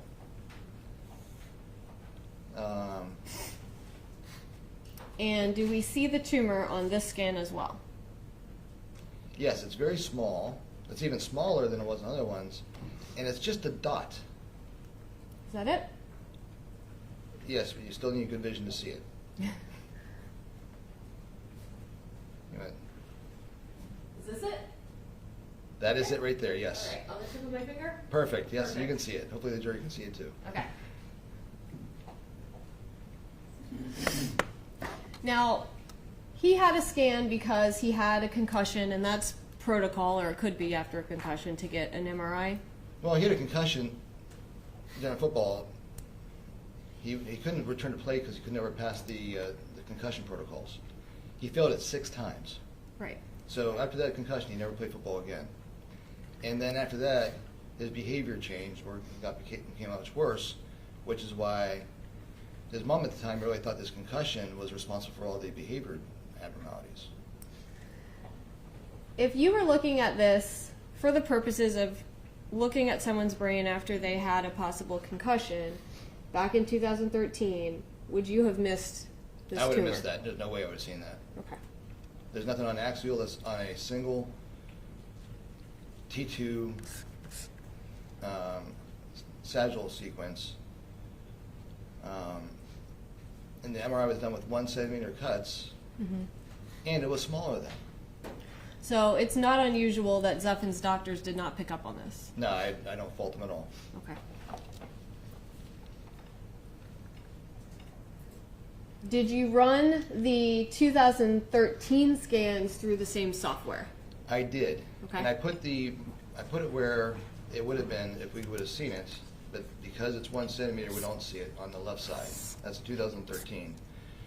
But that seems appropriately leveled, and then we look at it again, and it's right, actually, the line is right above it. Oh, you point at it again? Yeah, point out again. Okay. Is that it? That's it right there. Okay.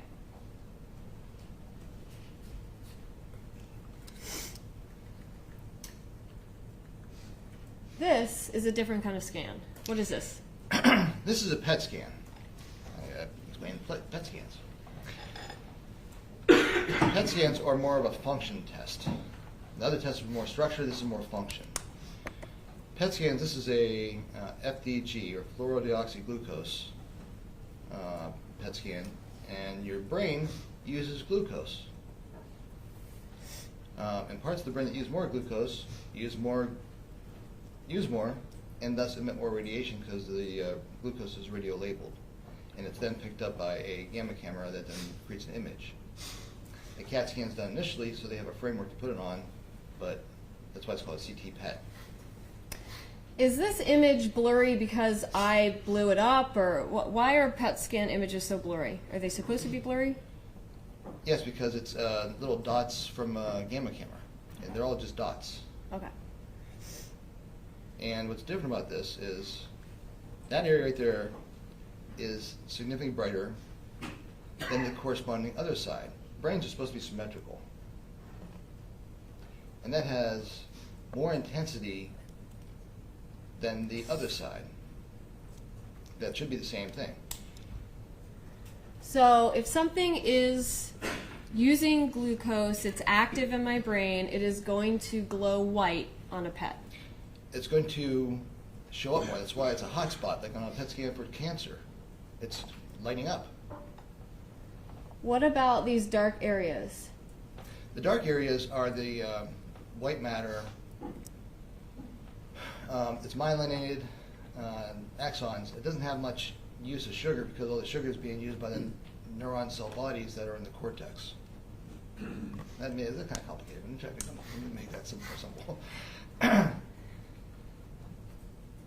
The cortex is where the neurons are. The cell bodies and neurons. That's where the work actually happens. Everything below that is wiring. It's all myelinated axons that get the message to other parts of the brain and down to the spinal cord to your body to control it. They don't use much electricity, they don't use much sugar because all the sugar is being used at the beginning of it, the cell body. The axon is just a conduit, it's not an energy user. What would scar tissue or dead tissue look like on a PET? Dead tissue would be the opposite. On this would be black or darker. Okay. And a brain tumor is very much alive. It's not dead, correct? A brain tumor is alive unless it gets to a higher stage in which it's a necrosis, in which the tumor kills the center part of it. It's just the old part of it dies off because it gets no more blood, because the outside of it's eating all the blood and eating everything and just trying to consume the brain. That's a higher grade glioma. This is a very low grade glioma, even a glioma, but it's a tumor. So do these PET images, as well as the MRI images, support the opinion that Zephyr has a brain tumor? This is what supports a brain tumor. It growing supports as a brain tumor. It's live. It's getting bigger. It's metabolically active. This is a tumor. No one can tell me that this is an old stroke. No one can tell me that this is an ischemic lesion. Okay. He's 13 when the first happens. He's 19 when the next one happens. This is not it's a tumor. Okay. What is a focal seizure? A focal seizure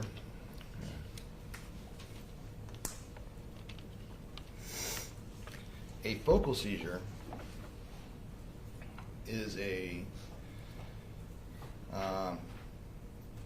electrical abnormality that occurs anywhere near the cortex or in the cortex of the brain.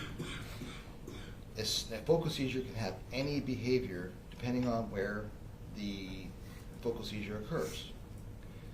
A lot of times, a focal seizure turns into a generalized seizure, which is all what we see as seizures. They have the tonic-clonic seizures that are very scary when you see one.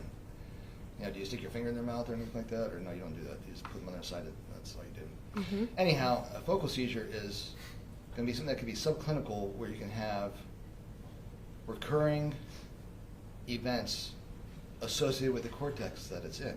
Mm-hmm. A focal seizure in this area, I believe, is what gives Zephyr his sense of hearing voices. Mm-hmm. It's in the right cortex, it's in this right area, it's doing everything it's supposed to do. He's hearing voices no one else can explain. This is the explanation. Okay. And you said it a little bit before. You said a brain can do anything during a seizure. Can a brain make a person hear things that are not real when they're seizing? Absolutely. Okay. What about seeing things that are not real? This is not in the position that would cause him to see things. Because it's not in his visual cortex? It's not a visual association cortex. Okay.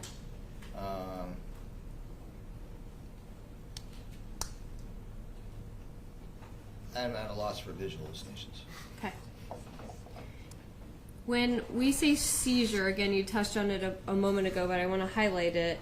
A focal seizure is different than these big scary seizures where people lose consciousness and shake about, right? Right. Focal seizures, especially structural focal seizures, are very difficult to treat. It means that they don't respond to seizure medications as easily. They may take a lot of medication. They're hard to pick up on EEG. They're hard to diagnose. Can the person experiencing a focal seizure, depending on what part of the brain the seizure activity is in, basically it can be undetectable to them? People having a seizure are not aware they're having a seizure. A focal seizure. any kind of seizure. They don't know it until after. If they have a generalized seizure, they wake up, oh, what happened? You had a seizure. Okay. They didn't know what happened. What about other people? Other people can certainly notice someone having a grand mal seizure. Would I Right. necessarily notice someone having a focal seizure? Well, if it happened to their arm, you'd see that. Mm-hmm. It's not happening to his arm. It's happening in his auditory association cortex. So he's hearing things.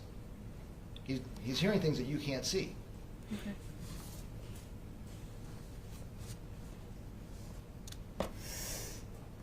This is not Zephin's brain, right? No, I tried to look at black and white PET scans online, but no one publishes black and white scans online. So here we have a color one. So this is just to illustrate, like the black or dark part of the black and white one, the blue would be what is dead in this brain. Blue, it just doesn't have the bright color anymore. It's absence. It's loss. Okay. It's dead. No, it's not using sugar anymore. It's dead. And you mentioned it a bit before, there has not been much growth in 2023, but can you tell us how much growth you measured in this tumor from 2013 to 2023? All right. Well, we're going to read from my notes because I took this measurements in my office. I can't do it right now. In the June study, let's go to 12.7. Okay. The length on the 12.7 was 10.9 millimeters. That's the length of over a centimeter. 4.45 millimeters, which is about almost a half a centimeter. That's wide. And 4.57 millimeters tall. So that's about a half a centimeter. So that's still a pretty small lesion. Whereas the 2013, you can't see it on the axial, so I couldn't get a length on it. The other millimeters were 2.09 millimeters and 1.89 millimeters vertical, which means this thing is basically doubled in size over 10 years. How fast of a growth is that? That's pretty slow. That's still pretty slow. And how unusual is it for a tumor to grow this slowly? Or is it? Low-grade gliomas. I'm going to actually read a quote because it says it better than I can say it. Is this from research you've done? This is from the National Cancer Institute, from the NIH. Okay. All right. Some people with low-grade glioma, a type of brain tumor, can live for years, even decades, without the disease worsening. But eventually, these cancers start to grow, and a little is known why or how this happens. Okay. So you want me to answer what's going to happen to this? I don't know. No one knows. Okay. I mean, you can live, and this may never change, or it may change in 5 years from now and start going into a higher grade glioma. We've talked about the fact that it is alive, clearly, so that's supportive of the tumor, and that it's growing, which is supportive of it being a tumor and not something else. What about its appearance supports the idea that this is a tumor as opposed to something else? It's bright, which means it contains water, but it has a ring of darkness around it, which is it's trying to keep the rest of the brain around it. It's keeping something around it away from it. Small vessel ischemic changes or vascular lesions don't do that. They're just in the white matter, and they're just white matter lesions. This is not a white matter lesion. I don't know what. You can have a neuroradiologist or a neurologist say this is just an old stroke. He's 13 years old. He's not having an old stroke. This is not a ischemic lesion. It's bright on PET scan. It's got a little ring around it on FLAIR. Mm-hmm. It does not look like a ischemic lesion, and it's grown. Okay. When you say ischemic lesion, what do you mean?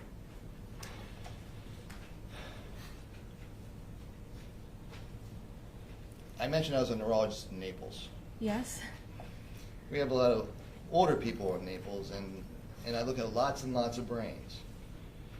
And as people get older, especially if they smoke or they have high blood pressure or high cholesterol or diabetic, those are all risk factors, or the men, or they're old, they tend to get non-specific white matter changes, which are going to be what's called microvascular ischemic change.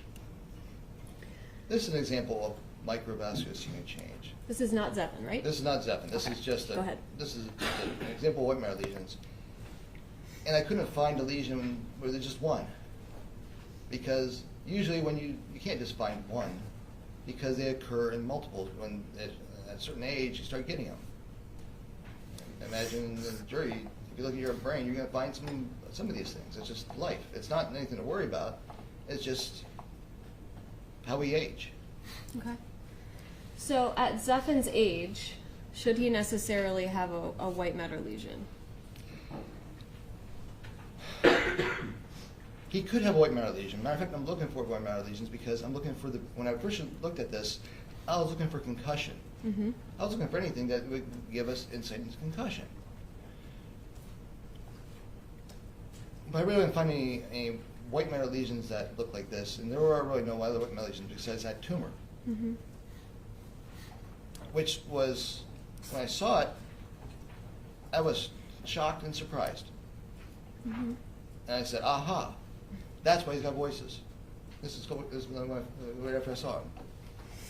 So if another brain doctor were to come in here and say, I see that spot, but I'm not worried about it because it's just a white matter lesion.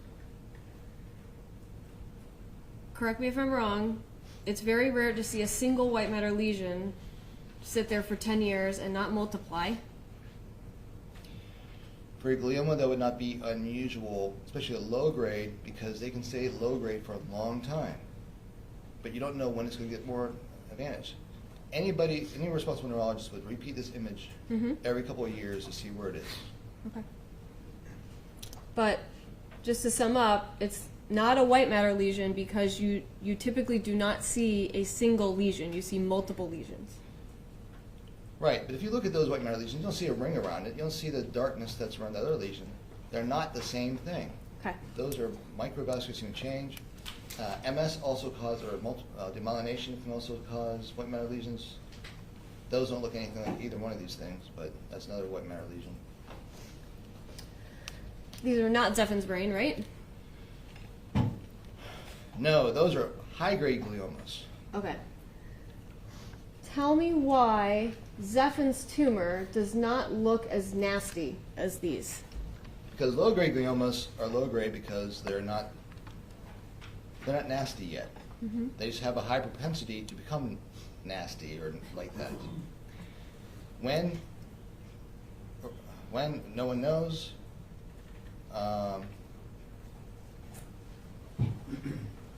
but like I said, I'm not sure that's a glioma. All I know, it is a tumor. Mm-hmm. It is a tumor that's grown Got and it. it's alive.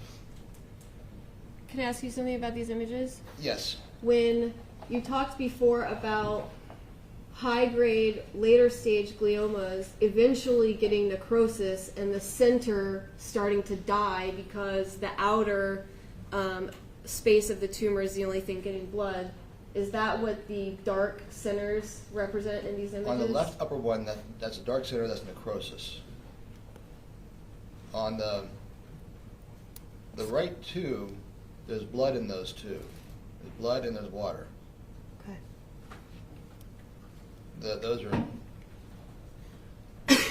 Those are high grade. Those are nasty. Okay. And this is another image you gave me, not Zephyr, right? Yes, this is one of the only images I could find for a low grade glioma. Mm-hmm.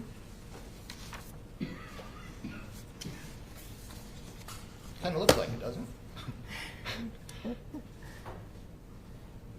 All right. We're back to Zephyr's brain.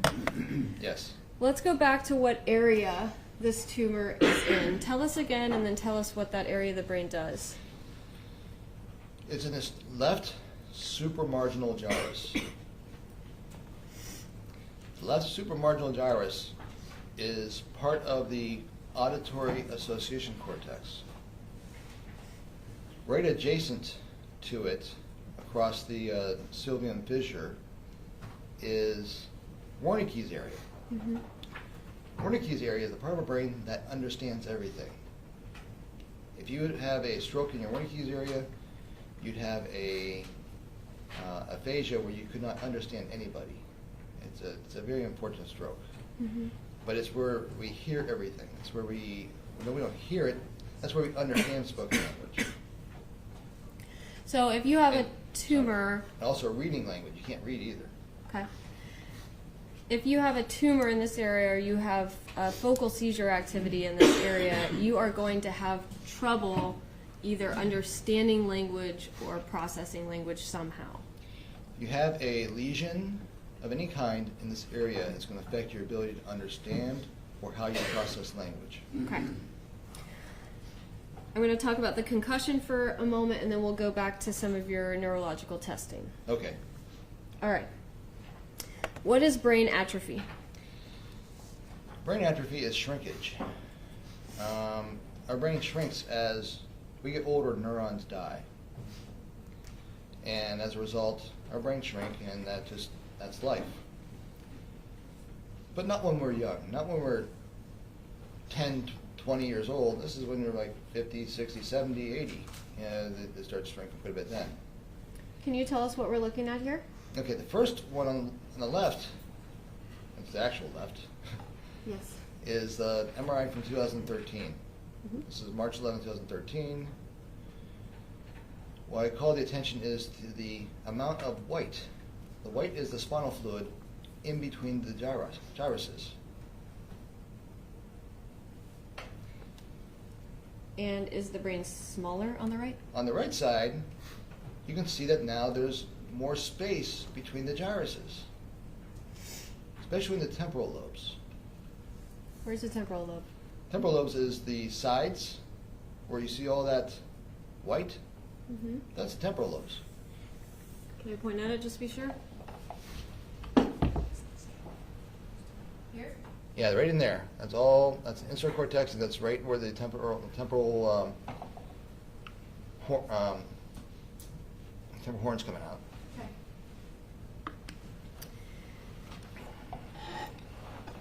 So these images of Zephin's brain indicate that he has brain atrophy, which is abnormal. This is greater atrophy than I would expect for a 20-year-old or Okay. a 23-year-old. Did you review medical records that suggested that Zephin experienced a concussion? You talked about him a little before. Yes, when he was a freshman in high school, he played football, and then one practice, he went head-to-head and had head-to-head contact and had concussion. He tried to get back in, but he couldn't pass the protocol for concussion protocol at the school. In fact, he failed it 5 more times and never returned to football. Okay. Did you ask Zephin about his head injuries? I did. Did you ask him about any symptoms that he would have had around the time of those head hits? Basically, I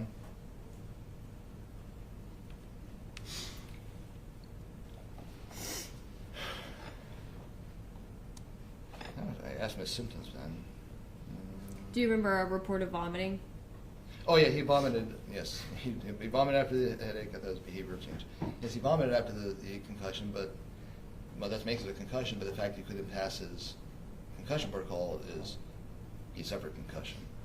Right. On top of the proof that we have of the protocol being failed repeatedly after, we have a report at the time of a symptom of the concussion, which would be vomiting. Right. Okay. And then you mentioned the behavioral changes. Yes, he lost interest in school. His grades went from mediocre to abysmal. Like all Fs. He didn't turn things in. Everything was Fs, and he just lost motivation for school. Okay. Is there also increased scar tissue in Zephin's inferior frontal lobe? It appears to be on the flare. You can see some stuff, but it doesn't project well. The neuroradiologist can say it's all artifact. I don't think it's artifact. because it's reproducible on multiple images, it's just not the best projecting and not the best to use, but there's some scar tissue in the brain. And in neuroradiology, I'm getting from context clues, but I never asked you to define it before, that an artifact is not a big deal. Can you tell us what you mean by artifact? Artifact means that it's not really there. It's just a product of the MRI, having a snafu, putting an image there that's not really there. Gotcha. That lesion is not an artifact. Gotcha. So is all of this supportive of brain injury like a concussion? The atrophy of his brain, the obvious behavioral changes he had at the age of, as a freshman in high school, suggest that concussion was significant. Yeah. In the records, his mother states, up until that concussion, he was a pleasant, sweet boy. After the concussion, he wanted to kill everybody. Right. And did you perform any neurological exams or testing on Zephyr? I did. What tests did you perform, and what just general descriptions of what they are?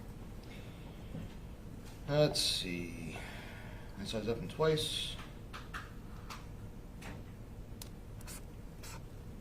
I'm trying to find it. There it is.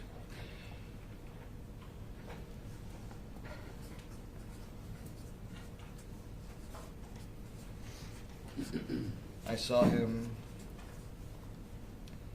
March 31st, 2023. Mm-hmm. I did a neurological exam on him, taking a history. The first part of the neurological exam that I do is mental status examination.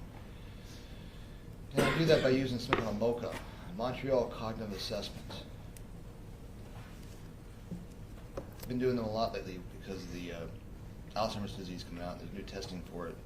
So I've been, and if you get a score of less than 22, you can't get the ChemB, so there's no bother doing a PET scan with amyloid Okay. side point. Did either of those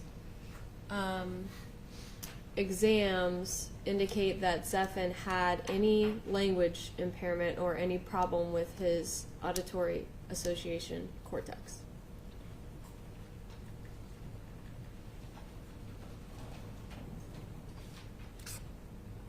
His most impairments came in language.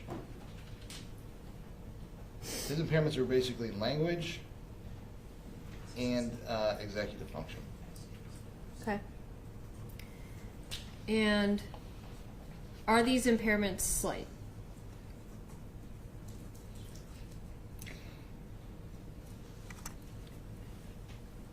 Well, if two sentences to repeat exactly, you can only get one. When asked to name as many words as you can think of that begin with the letter F, Mm-hmm. you can only think of 7, Okay. when the normal is at least 11, and many of you probably do like 14, 15, 16. Okay. So we're not saying that he cannot speak or understand language at all, but he does have some impairment. Yes, it's the kind of impairment you're going to find unless you're not going to see it unless you test them. Sure. And then you see it. Does this slight language impairment support the idea that there is a tumor in his auditory association cortex? It correlates. Okay. Remember when I did this testing, I didn't know about the tumor yet. Okay. Then when I found the tumor, it all came together. Okay. And is it fair to assume that the bigger a tumor gets, the more impairment you're going to have in that area? Yes. Okay. I mean, I think it's some kind of tumor. Regardless, the tumor is going to get bigger over time. Okay. If it is a glioma, which I think it is, I'm not sure it is because I don't have a biopsy of it. I don't have any tissue of it. But I can't think of a whole lot. It's going to be. It's not metastasis. Okay. It's a primary brain tumor. The most common type of brain tumor is glioma. Okay. Back to Zephyr's brain. As a recap, the support for the opinion that this is a tumor is that its appearance looks like a tumor, is that it has grown in the last 10 years, and it is clearly a live tissue. Right, it's gotten bigger over the last 10 years. It's not a white matter lesion, a non-specific. Okay. It's brighter on PET scan, which means it's alive. Mm-hmm. And your other opinion, the support that Zephyr experienced a concussion, is supported by the imaging such that you see atrophy and you can see scarring on the brain. Yes, you see atrophy, you can see some scarring, you can see, but the proof here is his behavioral change. He had a huge change after that concussion. It wasn't just, we talked to his mom, it's just behavioral change. And I think you touched on this a bit before, but say that Zephyr was a patient in your office and you found this. What would you do? I put him on seizure medication and get him scanned every couple of years. Okay. In your experience, do tumors of this size typically get excised or removed? This is the kind of tumor that actually you'd want to try to excise, one, to get the biopsy and see what it is. So this thing I would take out. Okay. You may not get it all, but you want to take it out. The problem is it's in what's called eloquent cortex. Mm-hmm. That means that you would have impairments after you take it out, which is why it's not an easy decision to take it out or not take it out. What are some of the risks of brain surgery? Well, brain surgery, dying, Right. infection, abscess formation, seizures, more difficult to treat seizures, more outright seizures. That's about it, I think of. Okay. And how Zephyr, if he is hearing voices, reacts to those voices or interprets those voices is not your area of expertise because you're not a psychologist, right? I'm not a psychiatrist, I'm not a psychologist, but I can see this behavior changed after the concussion. I think anybody who reads records can see that that's what they say. Okay. But there is physical support that we can see for the fact that he is having voices. This is something that provides material support that his voices are real and they're probably associated with this lesion, some type of focal seizure. Okay. Last question. What if you're wrong and it's not a tumor and it's just a white matter lesion? Is that still a problem? Well, one, it's not a white matter lesion because it doesn't look like a white matter lesion. Understood. But if it wasn't anything that's going to grow, Mm-hmm. but it is growing, Right. it's still an area that can cause seizure because anything you have a scar near the cortex, that can cause the same deal. And that would mean that PET scan means that he's having seizures because it's not a tumor causing it. It's actually more convincing that he's having seizures because a scar tissue would not light up. Okay. It would, that's light, it's brighter. Okay. So, regardless, he's having seizure activity in this area of the brain. It certainly appears so. Okay. Nothing further at this time.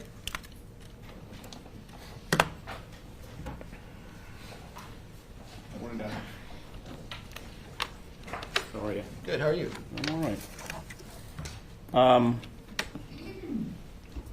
So this tumor has been in Zephyr Zaver's head for at least 11 years now, if there was some radiograph or some MRI imaging of it back in 2013, right? It appears that way. And now it's 2024, right? So about 11 years that's been in there, right? Right. Well, And there's been no medical follow-up to this whatsoever in 11 years that you're aware of. well, they didn't see it in 2013, and we already imaged it 3 times since we found it. And that was going to be my question. The images that you were referring to, not the 2013 ones, but the images in 2023, one in March, one in June, one in December, is my understanding. Those were not done for like a medical diagnostic treatment situation. Is that correct? No, the reason why I wanted those is because I know the nature of this thing. Right. Well, and that's my question. So this was part of this case. I'm just trying to delineate between the 2013 was looking for something wrong with the concussion, Right. but the 2023 ones, you wanted to get a look at what was going on, but for purposes of this, it's not a separate medical treatment, is what I'm getting at. Right, it's all forensic. Okay, that's what I was getting at. The first one I did was Well, I'll ask you about that in a second. Okay. I appreciate it. Let me get to that. So when you read these three, March, June, and December, you found this tumor, and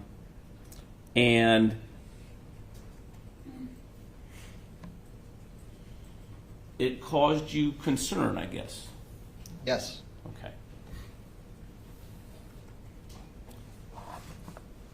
Are you aware if there's been any medical follow-up based on what you found? Just, are you aware of any? Not other than what I've been doing. Okay.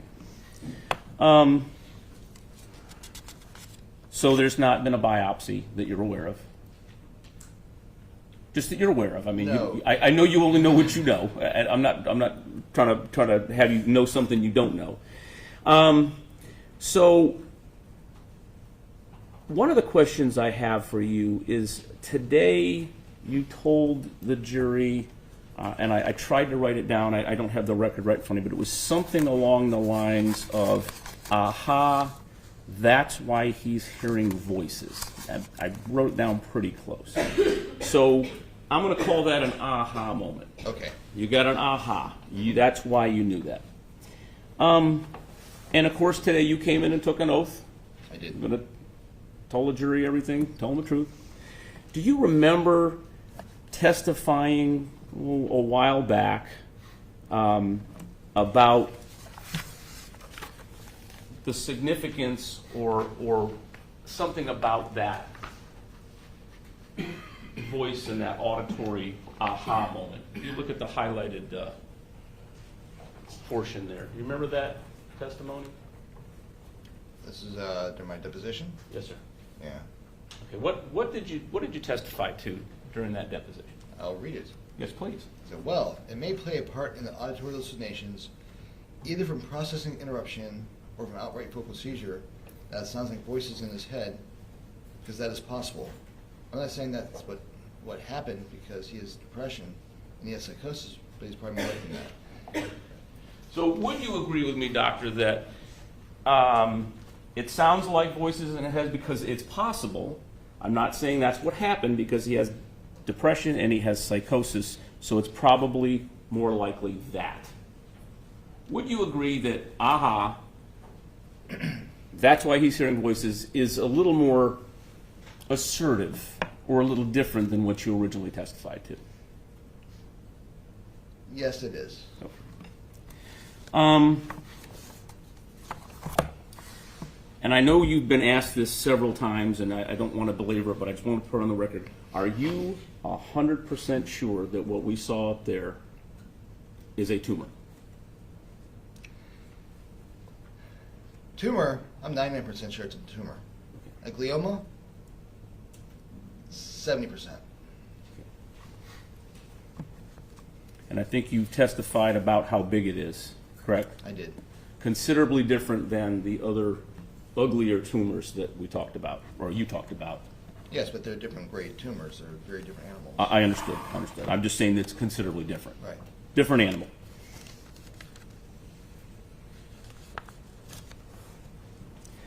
Now, you talked a little bit about language impairments. Tell us what you mean. I mean, language and impairments are two words that they probably mean different things to different people. What is a language impairment that you are talking about? A language impairment is going to be anything that has to do with understanding and reproducing speech. Okay. which would be different than like a dysarthria where you have slurred speech. Sure. That's more mechanical from your mouth. Okay. But language is your ability to read, write, and speak, and write. So the ability to read, write, and speak. So I get them right? And hear. To hear and understand, to read and write, and to speak. That's all language. So when you use the term language impairment, well, in general, but in Mr. Xavier's term, that's what you're talking about? Yes, he has some impairment. He's not totally impaired. He can talk, he can hear, but there's something not quite right with his hearing. Wait, is hearing all those functions? That Hearing function, not his actual hearing. He hears things, it's just what he hears is interpreted incorrectly. But as far as his reading, writing, and speaking, that's part of the impairment as well, that section. There's some impairment there, yes. Okay. Right. Thank you very much, Leslie.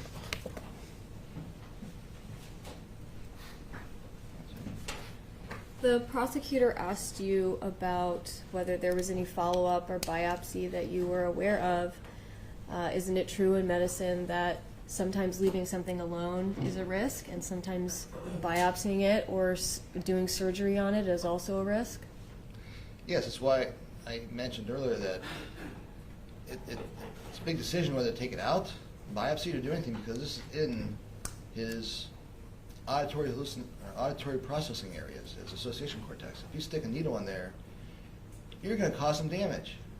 There's no way of biopsying without it. And why cause damage if there's not an immediate danger? Now, I don't know the danger because we don't know exactly what it is. Okay. So knowing what it is going to be very important. Or being it's a glioma, when it's going to change. Okay. So you called it a big decision. It would be Zephin's decision, right? It was Zephin's decision with his doctor, his treating doctor. And later on, that assessment may be different, because if it turns nasty, like those, the assessment gets different, doesn't it? When it turns to be a greater threat and is already causing damage, then your risk is less because the tumor's causing damage. Okay. And you said you were 99% sure this was a tumor, 70% sure it was a glioma. How many glioma, or how many tumors, remind us, are there? Like 1,000. Okay. And in medicine, is how much is 100%? You don't get to 100%. Okay. Within a reasonable degree of medical certainty, do you think that this is a tumor? Yes. Okay. Thank you. Yes. Thank you.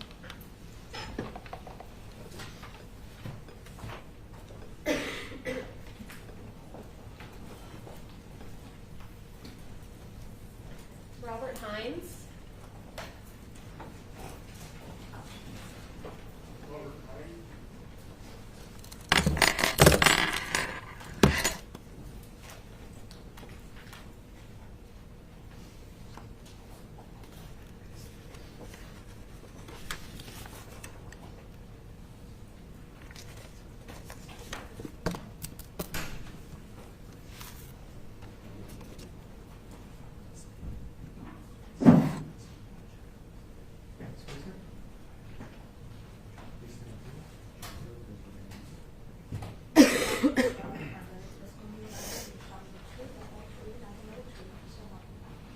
Right this way, please.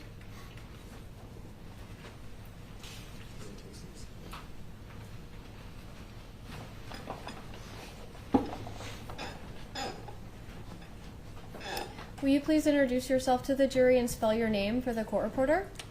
I'm Pastor Robert Hines. Hines is spelled H-I-N-E-S. Robert as normal. And you said you're a pastor? Correct. How long have you been a pastor? For about 30 years. Where are you a pastor? I'm a pastor in Avon Park. I pastor for the Seventh-day Adventist. I'm a Seventh-day Adventist. And are you also a chaplain? I'm a volunteer chaplain. Tell us what a chaplain is. A chaplain provides spiritual support for people in institutions. Do you regularly visit the Highlands County Jail Yes, as a chaplain? as a chaplain. Okay. And Do you baptize people at the Highlands County Jail as your duties as a chaplain? Yes, I do. Okay. What are the requirements to get baptized in a jail, as it would be different if you were out on the street? So as a Seventh-day Adventist, we take candidates and we study with them and we teach them all the doctrines and tenets of our faith. We ensure that they are practicing them or heading towards that way, practicing them, and then we baptize them. As a volunteer chaplain, I'm not there primarily to promote my faith. I'm there to provide spiritual support for all the inmates, regardless of their denomination. And so we baptize people into Christianity. So a person who requests baptism has only to believe that Jesus Christ is their Savior and that He died for them. So in jails, baptisms are completely non-denominational. Correct. Okay. Are inmates told prior to getting baptized that it will have zero impact on their court cases? Yes. Okay. How did you know that Zephan wanted to be baptized? How does this process work? So all the men are in different sections in the jail. They will individually put in a request through the system to the chaplain, and on the day of the baptism, I just get handed a list of names of people I will be baptizing on that day. Can you tell us how baptisms work, like physically what happens in the jail? Okay, so I'll come to the jail, I'll sign their baptismal certificates. So there may be a dozen or so certificates which I'll sign. That's the first time I will know of who's getting baptized on that particular day. And then I go to the court, to recreation yard. The candidates are brought down in their various groups to the recreation yard.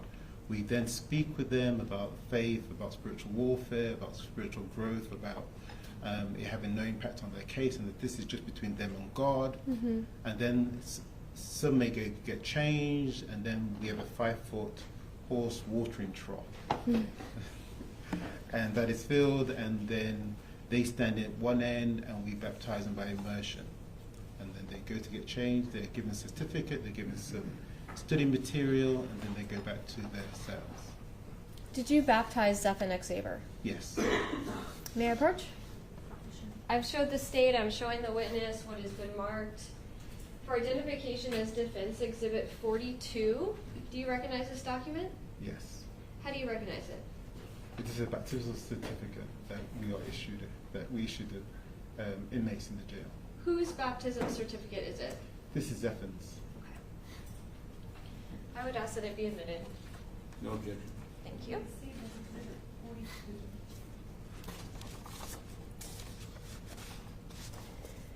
In Christianity, what is the significance of a baptism? Baptism is a rebirth. Baptism is a restart of your life.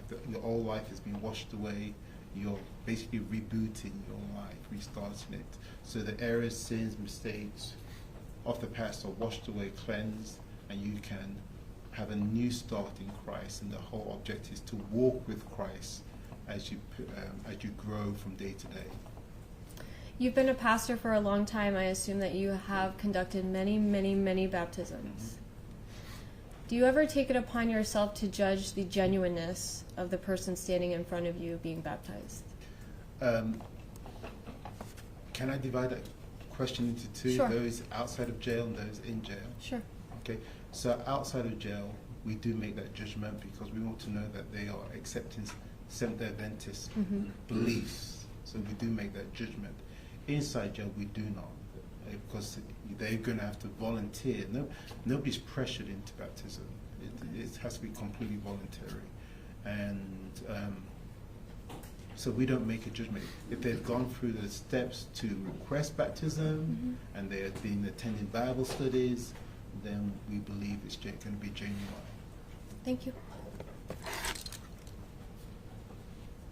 No question. May this witness? Yes.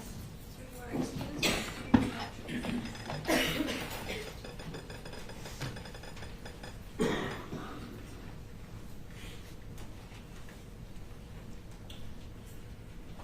You need to take a few moments short comfort break and we'll get back to you. Thank you. All rise for the exit of the hearing. Please leave your notepads.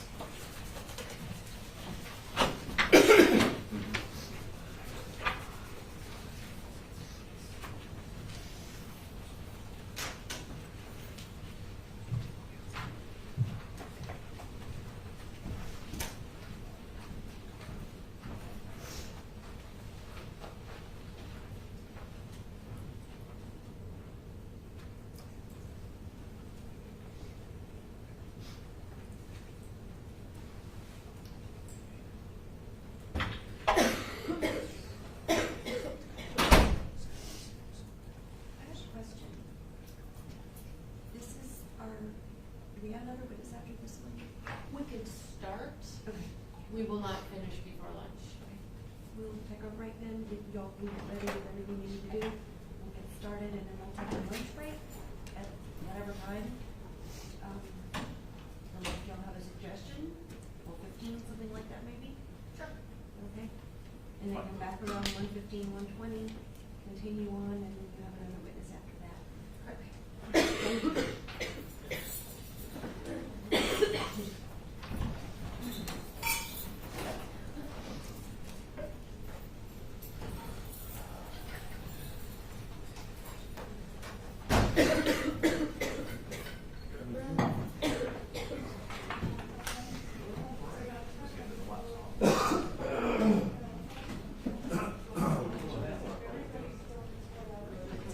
So Johnny Walker. If we grade these, I'm gonna be Johnny Walker. That's mine. And if we get real technical, black lip. Oh, okay. Now, is this microphone active? Active. The only thing I have over there is that. This one? Okay. If for some reason you get any disturbance, like from me putting the laptop here, just let me know early on. The microphone, yeah, it should be, but Thank you, Joe. I just know sometimes laptops will reverb. Yeah. I've had that issue quite a bit. Is there an easy way we can handle this? Because I don't want them tripping over it. No. This is just so that way whoever's coming up next can use the laptop. Yeah. I don't want to mess with their stuff, so I'll just have some. Watch out for the cables.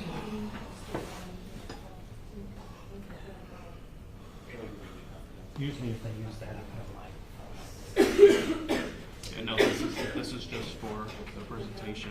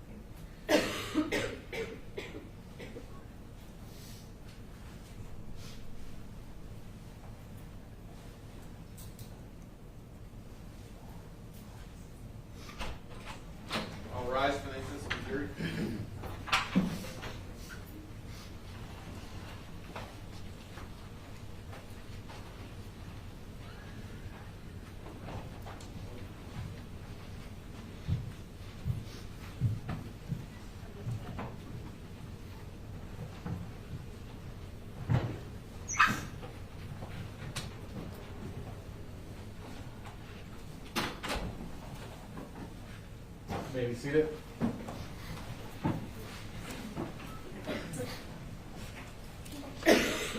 Dr. Scott Mackless.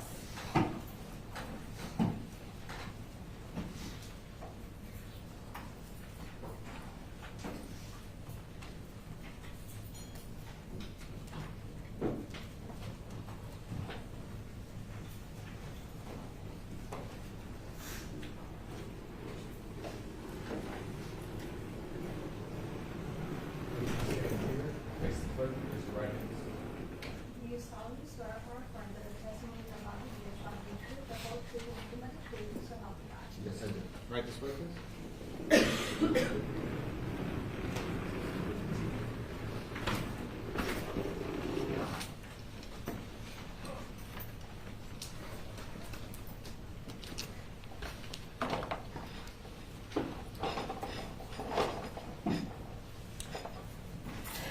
It doesn't turn very far. There's no way to pull it in, right? Right. Okay. Good morning. Could you please state and spell your full name? Dr. Scott Mackless, SCOTMACHLUS. What is your profession, Dr. Mackless? I am a psychologist, a licensed psychologist in the states of Florida and Indiana. I specialize in clinical and forensic psychology. What is your educational background? I have a bachelor's in psychology from the State University of New York at Binghamton. I have a master's and PhD from Hofstra University in New York in school psychology and clinical psychology. Are you board certified? Yes, I am. I'm board certified by the American Board of Professional Psychology and Clinical Psychology. It's a distinction that only 5% of psychologists have. And what do you have to do in order to become board certified? Well, in addition to having to show your credentials, your licensing, you have to take an oral examination. Sometimes there's a multiple choice test as well. But for clinical psychology, what I did was they reviewed my work product. So when I did therapy with a person, I taped that, they reviewed that. What they also did was they reviewed one of my psychological evaluation reports. So that was the second step. And then there was a day of orals where they would question me about my practice, how I do my practice, as well as the work samples that I provided. And after all of that process, you achieved your board certification? Yes, I did. Okay. If you could, and I think you mentioned you're licensed to practice in what states? In Florida and Indiana. Right. And if you could tell the jury a little bit about what the sort of history of your practice has been over the years.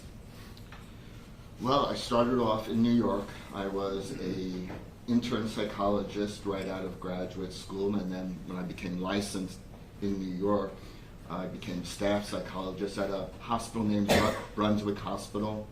They had a couple of different units there. It was an inpatient psychiatric center.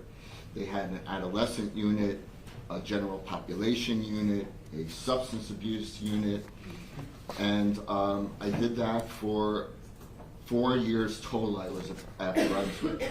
And then I moved down to Florida, where I got a staff psychology position with a company called American Biodyne, which provided the mental health services for Humana patients.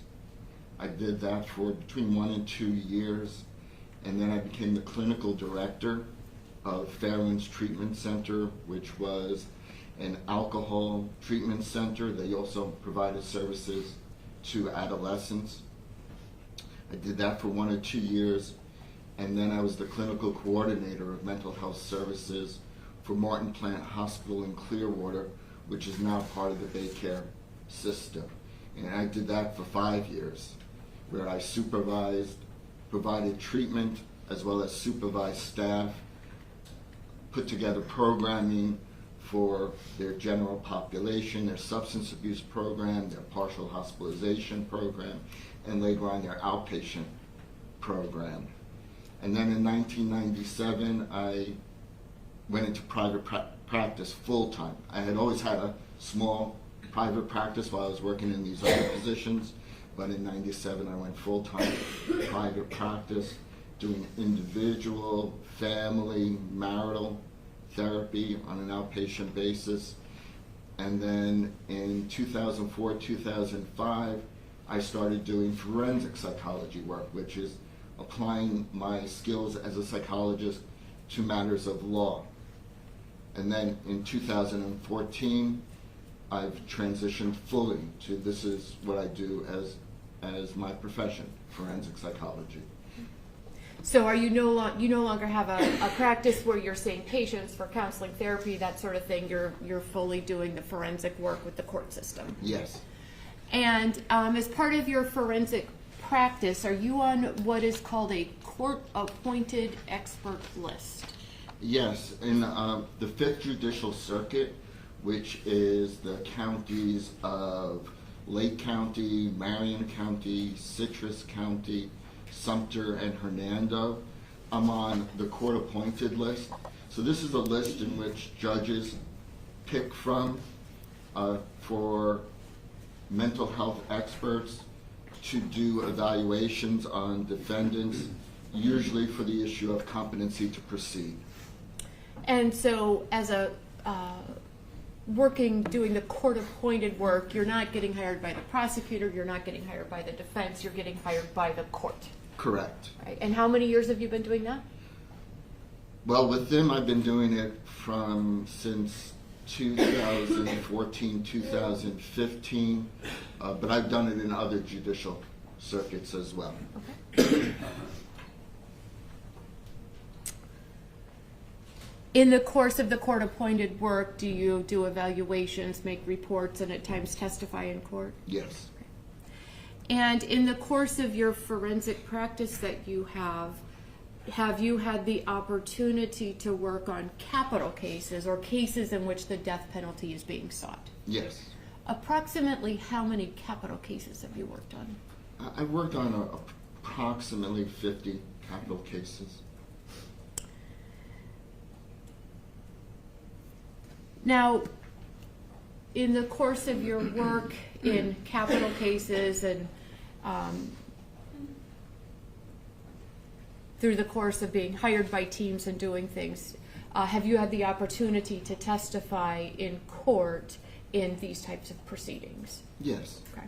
And have you been qualified to give an expert opinion in court? Yes.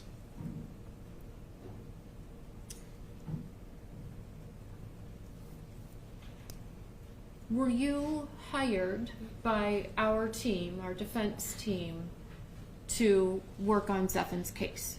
Yes. Okay. And when we reached out to you to say, is this something you might be willing to become involved in, when we reach out to you to hire you, do we say to you, Dr. Macklis, we'd like to hire you and we really need an opinion that says XYZ? Is that what we say to you? No. Okay. And if we called you up and said, Dr. Macklis, I really need an opinion that says XYZ, might you think that maybe you didn't want to become involved with us? Well, not only would I not want to be involved in that type of case, it would be unethical to work in that manner. Okay. So when we asked you to come on board in this case and see if you could be of any assistance to us,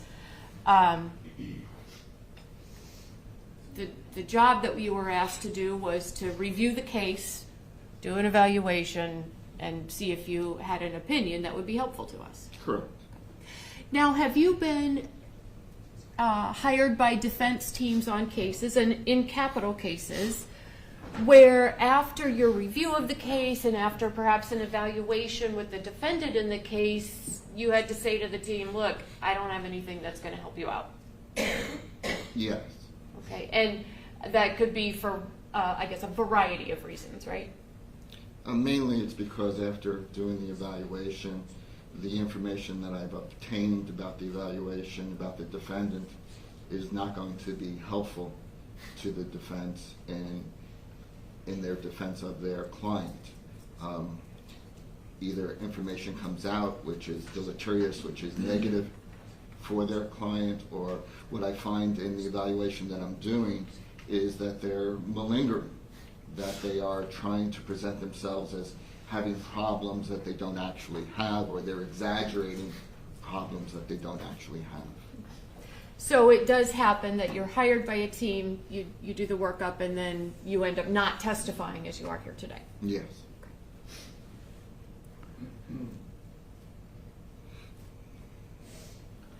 With Zephin's case, have you put in a number of hours of work in this case? Yes. How many hours would you estimate you've put in? Approximately 200 hours. Okay. And in comparison, I guess, to other capital cases, can you describe for the jury a little bit about, you know, where 200 hours kind of falls into the spectrum of how much time you spend on cases? It's a little higher the number of hours that I put into this case than in most capital cases, and that's because the case was somewhat complex in that there were thousands of pages of records that I reviewed. There was hours and hours of audio and video that I watched in regards to interviews, in regards to the questioning of Zephin at the time. There was multiple interviews that I did, not only with him, but with family members and people who knew him. There was testing, which I did with him, that I did with family members to learn more about him. And then there was also, too, I traveled up to Indiana in order to interview his mother, his father, and his aunt, and also give them assessment tools to learn more about Zephin. So let's, if we could talk a little bit more specifically about records that you reviewed. Did you review police reports? Yes. Did you review the video from the bank as well as the audio of the 911 call and the interrogation? Yes. Did you review depositions? Yes, there were many depositions in this case.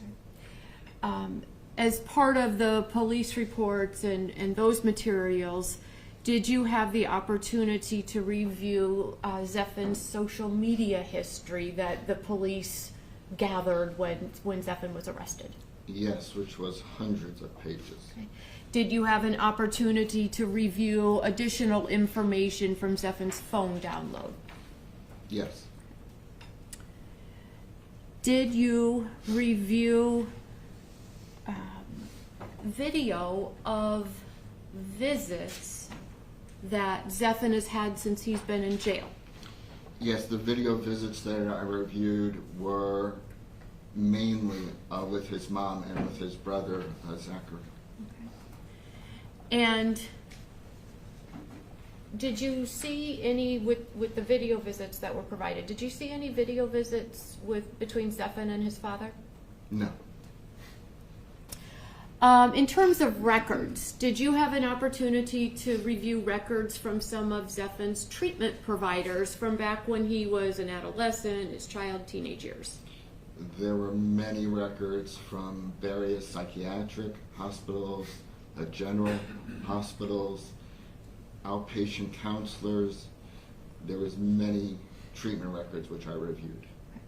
And why is it important when you're evaluating a case and formulating an opinion about a case, why is it important to review all of these records and documents and audio and video? Why do you do that? There's a number of reasons why I do that. One is to get all the information I can to understand who this individual is, their psychological makeup, but also, two, as part of being a forensic psychologist, I don't just take what a defendant tells me, their self-report, we call it. What I have to do is corroborate it with other sources of information, whether that be mental health records, whether it be what other people say about the person who know that person, as well as psychological testing which I do, to try to get the best picture that I can about the person that I'm evaluating. Why don't you just take the defendant's word for it? Because, like what I was talking about before, they can be malingering. They can be trying to present themselves as something or having certain disorders that they don't actually have. And so I take steps to give the best opinion that I can, and not one based upon possible malingering. Now, you mentioned that you actually traveled to Indiana for this case. Is that right? Yes. Okay. And you also mentioned that you conducted some interviews. You didn't just read the deposition transcripts of people's statements and things like that. You actually spoke to people in the case. Yes. And why do you do that? Well, depositions do give a great deal of information, but what I find sitting across from somebody being able to ask my own questions, ask my own follow-up questions, and in Zephin's case, I also was able to give assessment tools to these family members, again, to learn more about Zephin. So it's a whole process. I spent hours with these family members to get as much information as possible about Zephin and what it was like for him growing up with these people.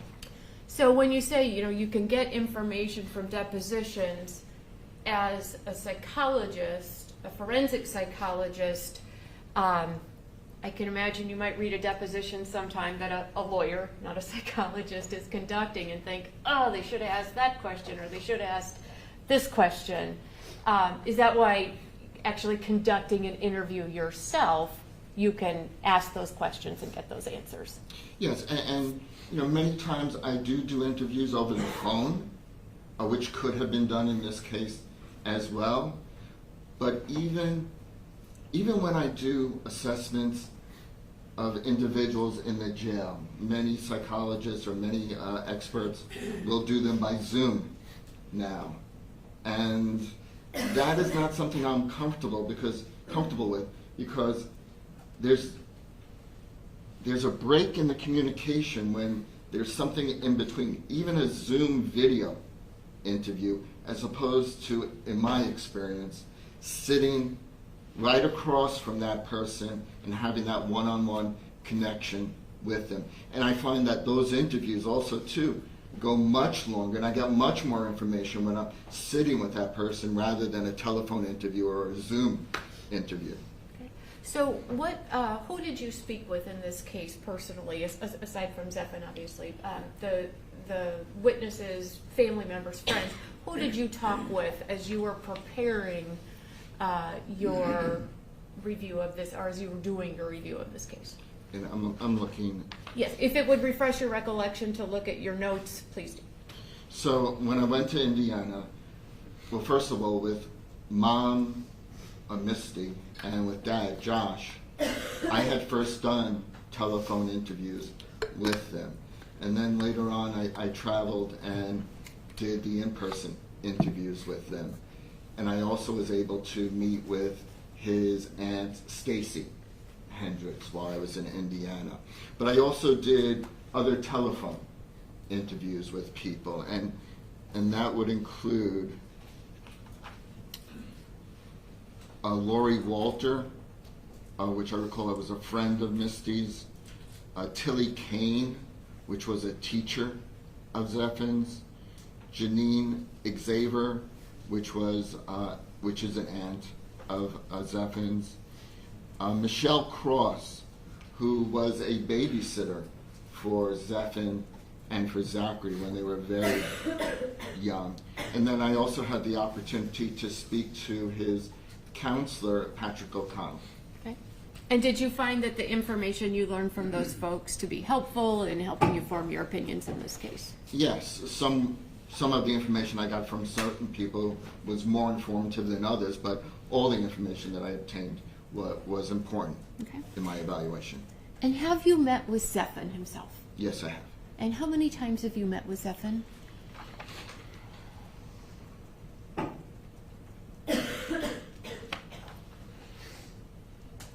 met with him 4 times. Have we kind of covered the categories and the different types of documents and the sources of information that you used in formulating your opinion in this case? Have I missed something? I think that covers it. Okay. Based on all of your review of all of the information in the case and your interviews with Zephyr, have you developed opinions about Zephyr and whether he suffers from mental illness? Yes. And have you as well developed opinions about specific areas of mitigation? Yes. Okay. Now, before we get into the substance of that, I would like to show you, I'm showing counsel for the state what's previously been marked as Defense Exhibit 46 and Defense Exhibit 47 for identification.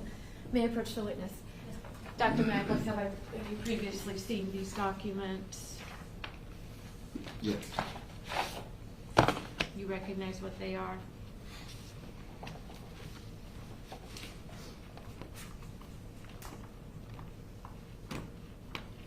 Yes. And what is Defense Exhibit number 46? This is the statement that Zephyr wrote out, pleading guilty, as well as stating that he was sorry for what he did to the victims and their families. And what is Defense Exhibit number 47? Those are the records from the Michiana Behavioral Center, And which was one of the psychiatric centers which he was treated. Are these documents things that you relied on in formulating your opinions in this case? Yes. Okay. At this time, I'd offer into evidence Defense Exhibits number 46 and 47. No objection. To be received as exhibits 46 and 47 as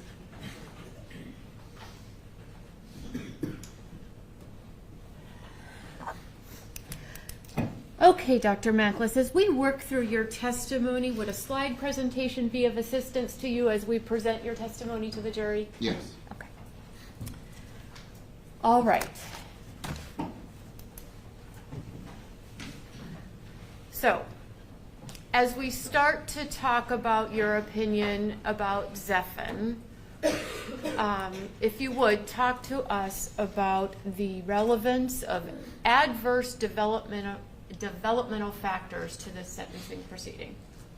Well, when I'm looking at mitigation in a defendant's case, I'm looking at these types of questions in order to give opinions about mitigation, to be able to express and formulate opinions on how this person got to this place. And the types of questions that I will ask myself is, how was Zephyr possibly damaged? What diminished his control? And what shaped his choices? And in looking at the answers to these questions, there's various areas of his life that I'm going to be focused upon to be able to answer these questions. They would include things such as genetics. They would include physiological abnormalities, like brain injuries. They would include whether there were some developmental issues which he was experiencing as he was growing up, whether there were parenting or family issues which interfered with his functioning, as well as what about himself contributed to his actions. Okay. What does adverse risk factors and an increased risk for criminality and violence, what is the importance of this? So the literature shows, the psychological research and literature shows that there are various risk factors which have been shown to increase the probability that an individual will be engaged in some type of criminal behavior, that they will be engaged in some type of violent behavior. Okay. And if you could go through and talk about what some of these risk factors are. So for Zephyr, the risk factors that he has, which matches with what's shown in the research and the literature would include brain injury, having a mother with a mental illness, being exposed to inadequate parenting, being abused and maltreated as a child, having certain attachment deficits, and I'll go into what that means later soon, witnessing parental domestic violence, having a severe mental illness himself, and then not receiving the treatment which he needed. And is there if a person has one risk factor versus 8 risk factors, what does the research tell us? The research shows that the more risk factors that you have, the greater the probability of an individual committing a violent behavior. There are many, many studies showing this. This is a quote from a study that was done by the U.S. Department of Justice. So the first risk factor up on the couple slides ago was brain injury. What can you tell the jury about what brain injury has and the possible long-term effects? So brain injury or neurological deficits is very important to look at, because that has an impact upon our emotional functioning, our behavioral functioning. So in any evaluation, it's important to ask questions about whether they've had some type of head injury, brain injury, because the types of problems which you see with brain injury include memory problems, attention and concentration issues, planning, problem solving, decision making.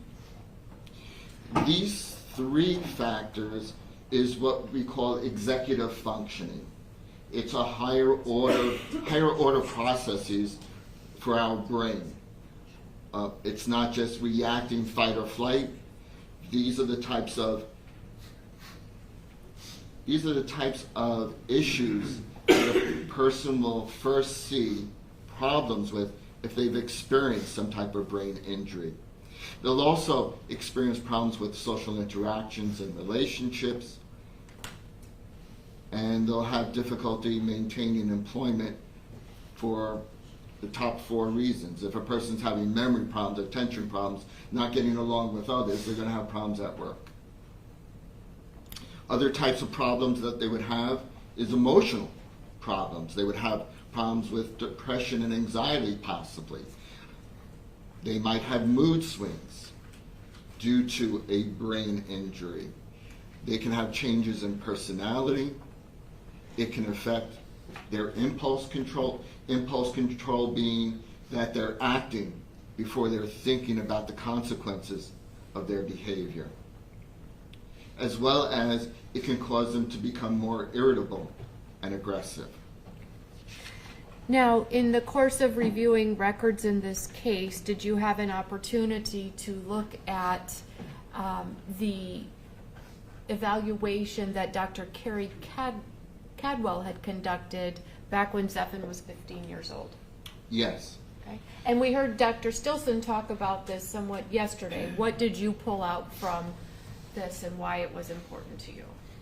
Okay, so I guess what was heard then was that Zephyr suffered a concussion playing football, and then around the same time it was reported that his brother hit him in the back of the head a couple of times.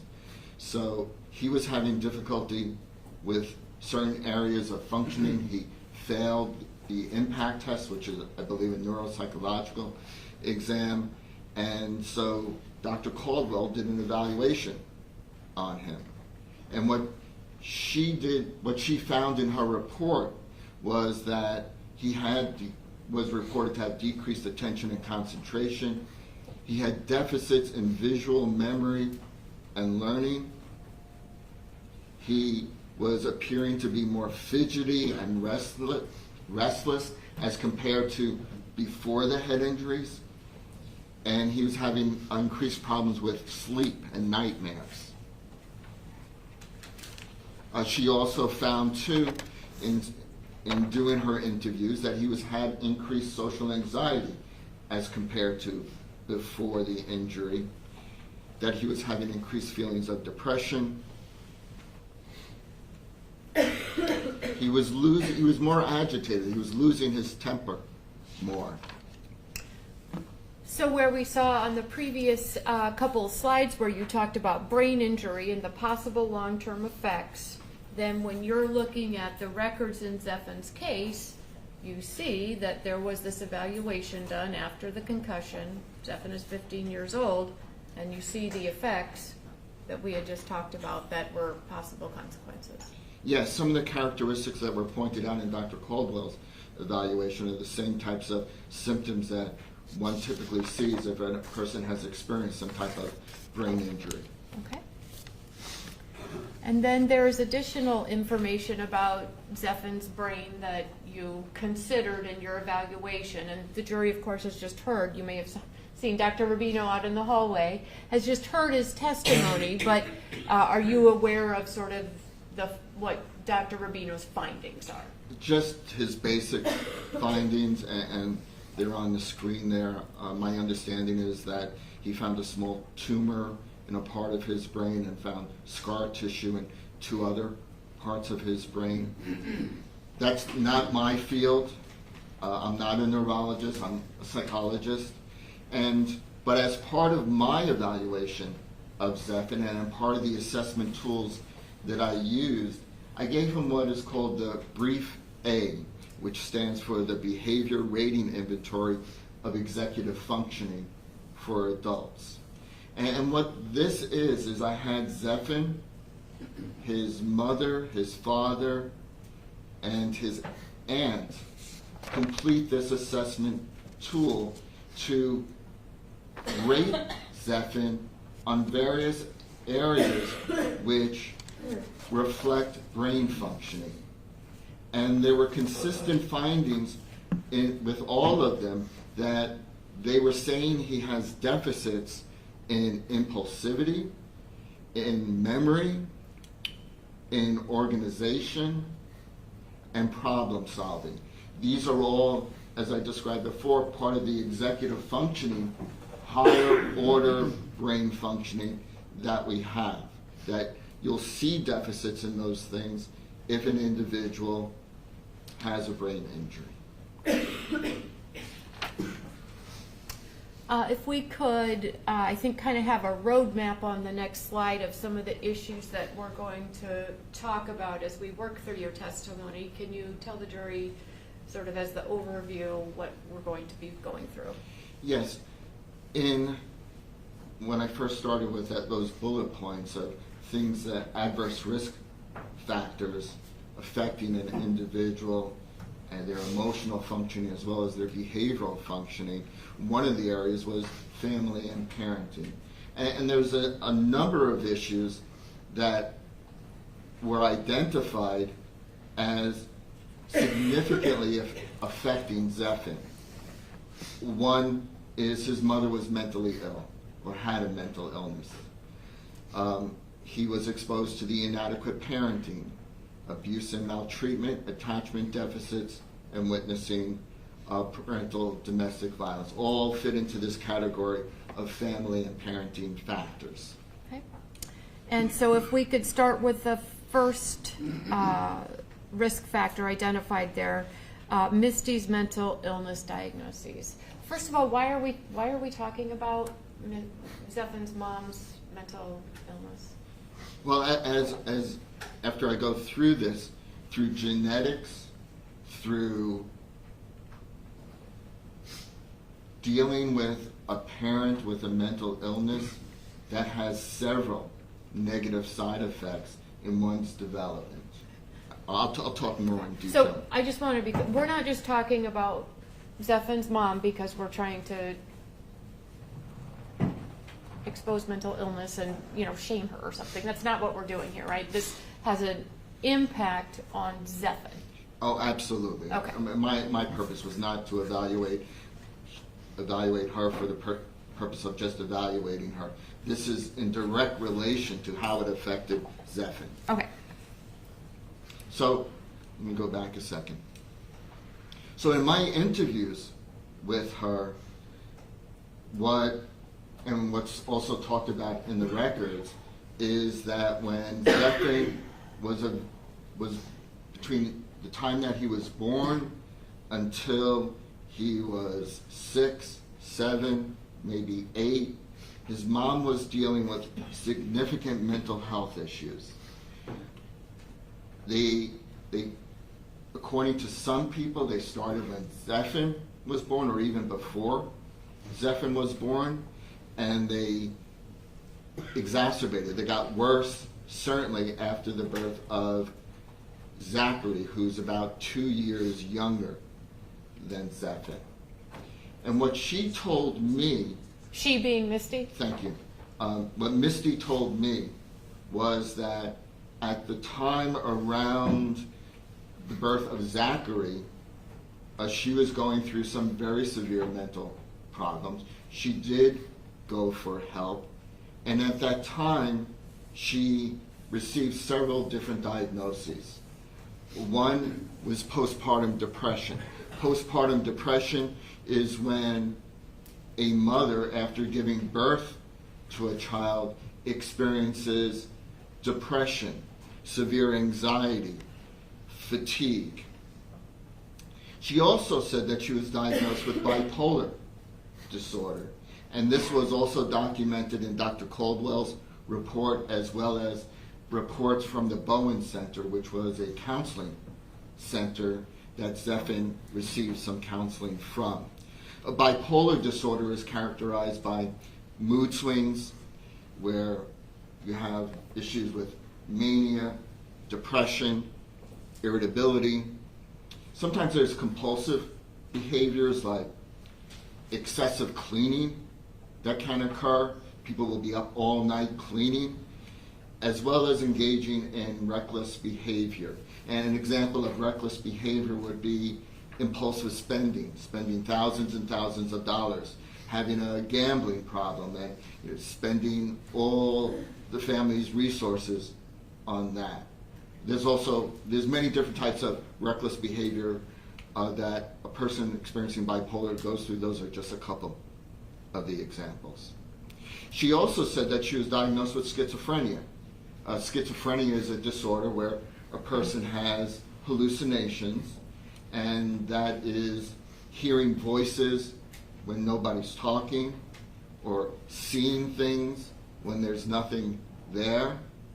It can be having delusions, which are false beliefs that no matter how much you try to prove to that person that that belief is just not true, they still believe it's true.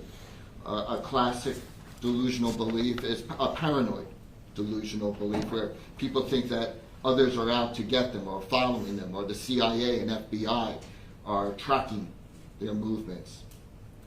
There's some other characteristics of schizophrenia, like called negative emotions or negative behaviors, where a person with schizophrenia tends to have what we call a flat affect, that they have no expression on their face whatsoever. They can also have disorganized thinking and behavior and speech. And many times with people with schizophrenia, they will just go from one topic to the other. They'll have pressured speech where they just talk, and you can't even interrupt them. Or get to the extreme, they'll have what we call word salad, where they'll put words together that make no sense whatsoever. So she was diagnosed, she said she was diagnosed with all three of these disorders. Now, we've also heard, Dr. Meklis, that Misty has said she was misdiagnosed with bipolar and schizophrenia. What is your, why is that important? Well, of course, you want to take that into consideration. A person's self-report can be reliable, it may not be reliable. So what she had told me that it was a misdiagnosis with the schizophrenia, that it was a side effect of the medications. Like in evaluating Zephyr or in any defendant, I'm looking at other sources. And in looking at Misty's life, it wasn't just that time that she was experiencing these mental disorders or symptoms of these mental disorders, but she continued to experience what other people who knew her reported as having mood swings. She continued to have problems with compulsive behavior. She was described as cleaning for hours and hours all night long, which would be symptomatic of a bipolar disorder. And in fact, in one of the jail visits that I reviewed, she was talking, Zachary was there, Zephyr was there, and she talked about, in 2023, how she was put on this new medication called Vraylar, which is used to treat schizophrenia, bipolar disorder, and major depression. And what she told the boys was that now her thoughts are 99% good, while before they were 99% bad. So to me, this is all indicative that this was just not postpartum depression, but there's something more underlying. And certainly her continuing relationship with a very abusive individual would be an indication of bipolar disorder as well, where she continues to engage in some type of reckless behavior, putting her safety in danger. Okay. Now, again, our purpose here in talking about Misty's diagnoses and what she's gone through over the years and continues to, we're not presenting this because we're saying we're trying to pinpoint and say what Misty should be diagnosed with by any stretch. But does this Misty's characterization, her testimony that we've heard that she was misdiagnosed, does this experience, if you will, with mental illness, does this inform how Misty might respond to her son Zephyr being involved in the mental health system, being prescribed medications, things like that? Yes. If I can go to the next slide, yes, which goes through some of the symptoms that I just talked about. When she was experiencing mental illness, she experienced depression, she experienced suicidal ideation, thoughts about committing suicide. She talked about, Josh especially, her Zephyr's father, talked about how she would have mood swings. She would become very agitated and throw things at him. You have the agitation, aggression, and the auditory hallucinations, like I said, which she said was a side effect of the medications. The reason that this is important is because if you have a parent with a mental illness, that's going to affect the child. And an example of this is that when they were young, when she was going through this episode of severe depression, Michelle Cross, the babysitter at the time, told me that there were times in which when the boys were under Misty's care, that Misty asked Michelle, can you keep the boys for the weekend? The reason being was that she was feeling overwhelmed. Misty was feeling overwhelmed, and Misty feared for or had concern about the safety of her boys. And Michelle Cross would take in Zachary and Zephyr and go on family trips together to support Misty while she was going through her severe mental disorder. Eventually, Misty gave over the main primary residential responsibilities to Josh because she couldn't handle taking care of the boys. It's also important to know, I'm going to talk about genetics next, is that in addition to Misty having some significant mental disorder, which seems to be with her through the years, and not just that time when the boys were very, very young. Zephyr also has a maternal uncle, Misty's brother. He committed suicide. And so at least to some degree, mental illness may run in the family. And that's important because with certain disorders, mental disorders, if one member of the family has the disorder, then another member of the family is more likely to have a mental disorder. And Dr. Maklis, the jury has heard testimony this week from Zephyn's great aunt Janine that there are members of the Xavier family, so Zephyn's dad's side of the family, that have mental illness as well, and that Josh himself had been hospitalized in a psychiatric hospital. So now we have it not just coming from Misty and her side of the family, but we've got it from Dad, Josh's side of the family as well. Is that important? Well, absolutely. When I interviewed Josh, because it is such an important issue, I asked him about, do you have mental illness in your family? And what he told me, or what he asked me, was, what do you need to know that for? This is about Zephyr. This is not about me and my family. So I was never able to get that information, but certainly, yes, having family mental illness, especially both sides, is important to look at. Okay. And then you mentioned, okay, so here we are, the genetic risk. What can you tell the jury about the genetic risk? So what the research shows is that for bipolar disorder, if a first-degree relative is a parent or a sibling, a brother or sister, that if a parent or a sibling has bipolar disorder, there's a 5 to 10% greater risk that you might have or might get the disorder, or their first-degree relative will get that disorder. For schizophrenia, there's a 10% increased risk for first-degree relatives. And for major depression, there's between a 20 to 40% increased risk in first-degree relatives.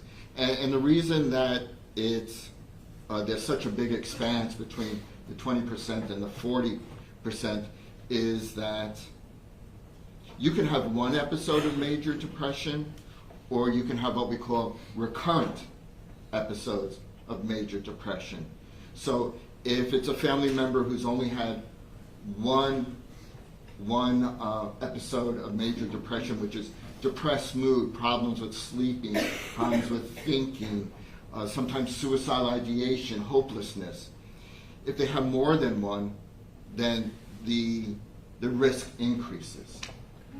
And maybe we could do one more slide on this topic before we move to another topic? Okay. So that's the genetic risk, but there's several other consequences of having a parent who has a mental illness. So we're talking now about the impact on the child. Yes. Okay. Yes. So you have decreased responsiveness to the needs of their children, and they're less likely to provide appropriate guidance. And you can see how if somebody is struggling with their own mental illness, just trying to keep it together for themselves, it's going to be very difficult to be able to give the energy and resources to children. And so what is found is that a parent with mental illness is less responsive to children, understandably so. And along those lines, they're not able to they don't have the resources to give their appropriate guidance and structure that every child needs. And if you start to go down the line, if you have a child who's not having their needs met, if they're not getting the proper structure and guidance, then that's going to affect who they are as a child, as an adolescent, as an adult. It affects their emotional, social, behavioral development. And they're at greater risk for then having their own psychiatric disorders. So they're at a greater risk, not only for possibly genetics, but also because of how they were treated as a child by that mentally ill parent. Okay. Now, just final question about this. These consequences of having a parent with a mental illness, are these consequences that you've come up with in your own mind, or are these things that research and the academic work and all of that, is that where that comes from? It's research, it's the literature in the field of psychology, and it kind of makes sense. If a parent is having a mental illness, they are going to be less capable of being a good parent to their children. Okay. Yeah. Ladies and gentlemen, we're going to take a break now and let you go have some lunch. I would remind you, as always, not to discuss this with anyone, let anyone talk to you. If you can return about 1:45, let's give you a little bit more than an hour. You make a pass there, and then we'll come back and pick up where we leave off. Thank you. All rise for the exit of the jury.